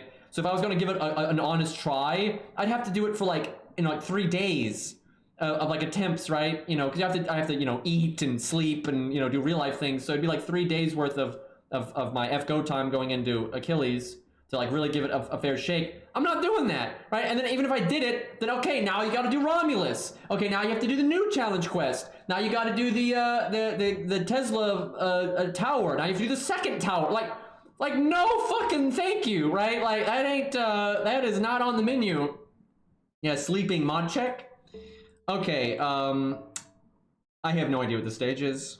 Might just be, like some nasty chimeras. Because there are stages where you fight trash mobs. They're just designed in a way where it's a bit more interesting. You don't ever fight just like a bunch of generic waves in 5.2. It's always a little gimmicky. Like 2 waves or 1 wave. And like a really tough trash mob. But there are times where you fight trash mobs.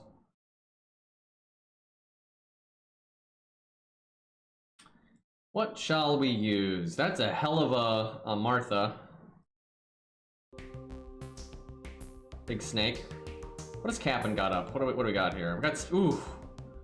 That's the one. Oh, he's got his buff on NA. Okay, now we're talking. I think this song is like set to loop forever, so let me switch to, it's like 20 minutes.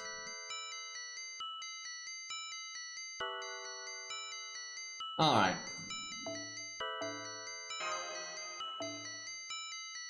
I want to make a Liz video because I actually made a budget clear of that the first time it came out. I just never had time to make a video for it. But I've always liked the budget setup that I used for the Liz fight. But I don't know if I got time to sneak that in, but we'll see. I kind of want to just chill. I got pretty stressed out during all that, and when I'm trying to play Elden Ring, for God's sakes. Alright, what do we want to do? I don't know what the stage is, so it's a little tricky. Let's bring a Rosh in case there's trash. Dude, I can tell Dex is fucking up. Like, I know what Dex looks like when it's fucking up. And, it'd be doing that. It's like upscaling incorrectly right now, is what it's doing. Well, oh well, stream's gonna look a little shitty, but if I'm not making a video, it's not the end of the world.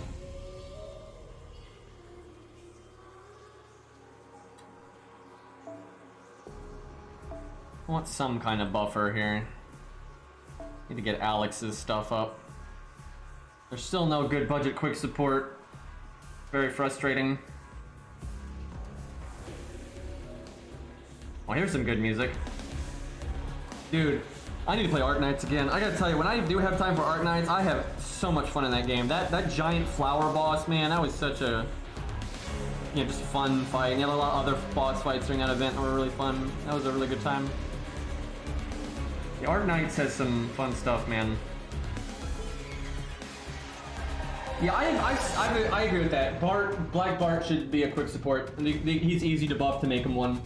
With some really, like, key twinks, you can make him a dedicated quick support that happens to be like an AoE unit on the side. That would be awesome. Like, that would be great. Because then the Black Bart would be useful, which that would be good, because I love Black Bart. He's actually, like, such a cool character, and, you know, he's a more grounded servant, which is nice.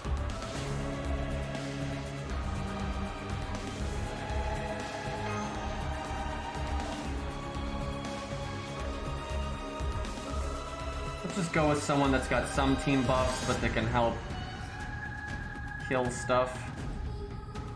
Oh, here we go. Perfect.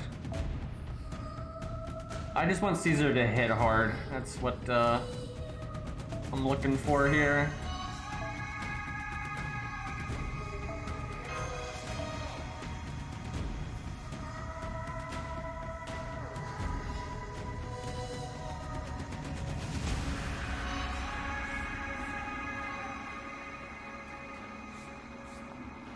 This'll do. You know what? We just K-scope everybody. Everybody gets K-scope.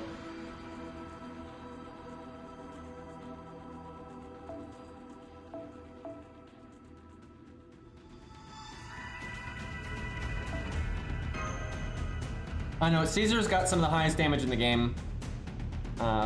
With like the proper buffs and stuff. So like, if everyone's level 100, or everyone's level 120, everyone's 2k foe.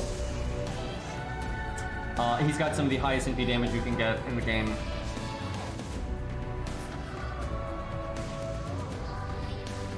Alright, he's never gonna... Okay, just bring pawns for the pawn.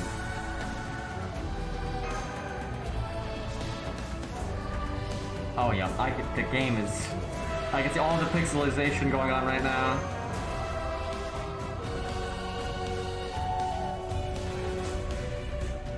Yeah, this is such a good song. I really do need to play Arknights more. I like that game a lot. Especially ever since they added Rainbow Six units, because it added a lot of units that I actually liked. And that was a big bonus. Oh. So Arash is actually the unit that's going to do stuff here. I'll still try to get a Caesar NP off. I'm going to not buff Arash so he doesn't like do too much here.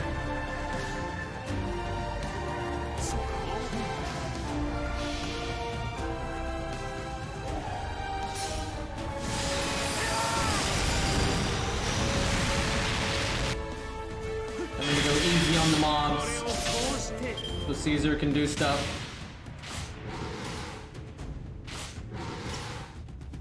I'm really looking forward to the Rainbow Six rerun because I've not used a single SQ in that game. I don't remember what it's called, but they're a version of SQ. I haven't used any of it since the original Rainbow Six event, so I'll just try to get whatever they add on the rerun if they do it. Also, god damn it, I didn't get any Caesar stuff. Yes. Dude, what is going on with Dex right now? It's like way lower quality than normal. Beast, are you here? Do you have any idea? I wonder if I need to change a setting because it's my new phone. I wonder if I need to do that developer thing again. Because man, it's looking like a pixely mess right now. I know Beastly uses it as well. He normally knows how to fix it if something has gone awry. I actually want them to attack Caesar like one time. Okay, no more though. That's enough. Shit. Okay, this is the deck just really did not work with me here. What can I do? I guess I bring in Bedivere just so we have the defense buff and we're less likely to die. My decks have been mexed up for like a week. Yeah, I know sometimes they update it and everything gets fucked up. Like, this is way more fucked up than normal. Like, man, I'm glad I don't need to make a video right now because it's gonna be pretty atrocious quality.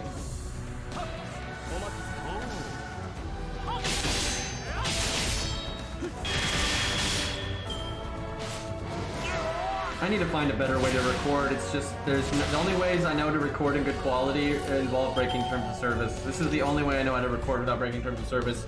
And it sucks because my phone can run the game in, crystal clear, perfect quality, but Dex is just kind of a problem.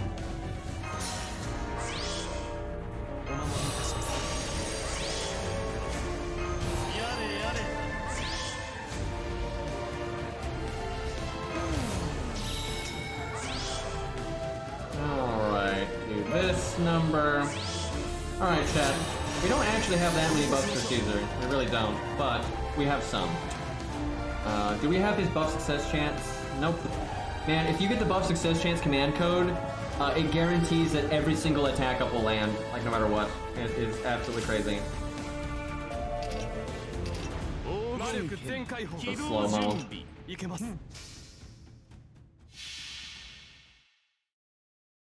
Yeah, if he's at lower health, it gets the success boost. There we go. But if you get the command code, you can be at any health and do it.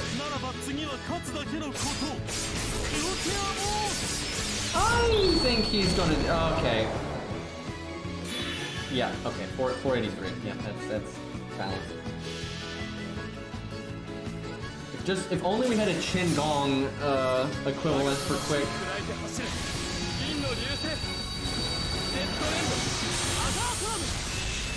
And he's only level 94, so it gets higher.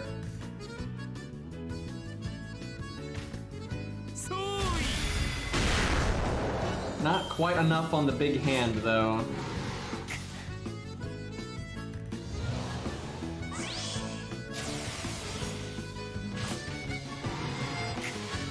Slow-mo camera animations, that was painful.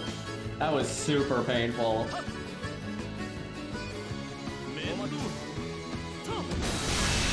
God. Boy, I hope Samsung Dex gets this fixed, because man, I don't want my videos looking like this, dude.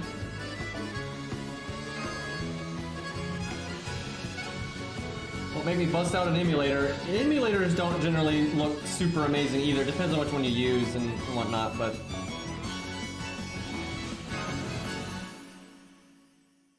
Day 1 ghosts, oh boy.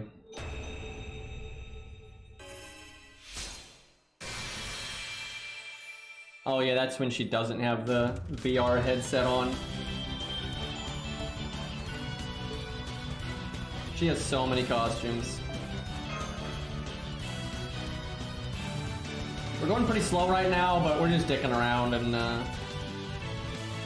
that's fine. I kind of want to savor 5-2. I don't want to just blow through it in a day or two.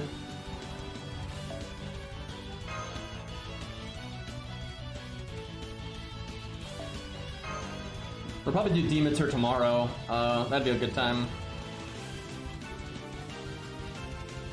I haven't leveled Ricky Boy though, so this account's not as prepared as it could be, but it should be fine. I don't foresee this account having a hard time unless I go really easy on the stage. I might dick around though and try to use like weird units. Like Chief Scath can do well there. Alright, I think we'll wrap up here then, because I'll save the apple. And we'll get back to this. I'll tell you what though, we'll do one more 10 summon because we can, and we'll see if we get really lucky with Canis here. See if we get a good hoorah at the end of the stream here. I'll try to stream a bit earlier tomorrow. Things got away from me today. Try to do Elden Ring tomorrow as well. Try to do FGO then Elden Ring. We already got the twins. It's not really Gambo though when you're using free SQ. The only bought SQ I've ever used on NA was for like a GSSR.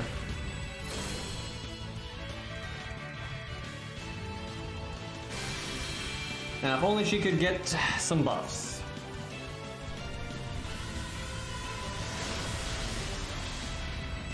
I try to avoid gambling when all possible. Unless there's no consequences. If you can only win or go neutral, then I don't care, but I'm not a gambling addict. That's another unit that needs to be buffed. I would love it if she would get like a big, juicy buff that made her like so much better. Make her the Ushi of casters, man. That'd be great.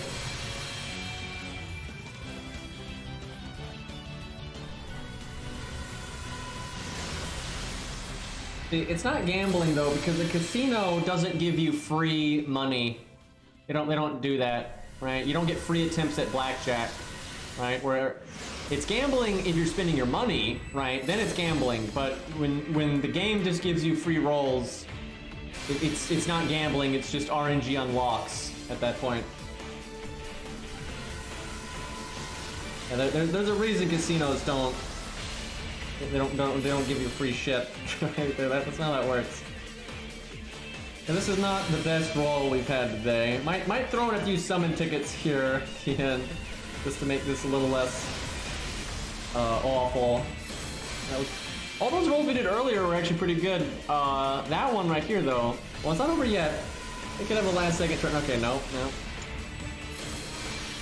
No last second turnaround here. I think that was the last one. No wait, no, there's one more. Oh, three lines. Okay, well, if that's Kiyohime, I swear to... Okay, that's better than Kiyohime. I was gonna say. That'd been the worst timeline there. Alright, couple summon tickets.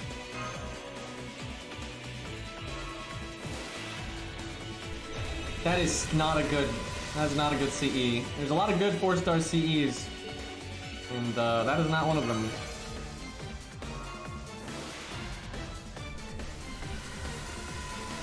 I don't even know why I'm bothering. I don't need another Canis. I'm totally happy with NP3. So if anything, I should save this up for Romulus. But, you know, I'm happy with my NA account. I could, like, get nothing, and I'm good. You know, I got Ku. I got Billy. Life is good. I got Siegfried, right? Alright, we'll go down to 50. We'll go down to 50. And that'll be that.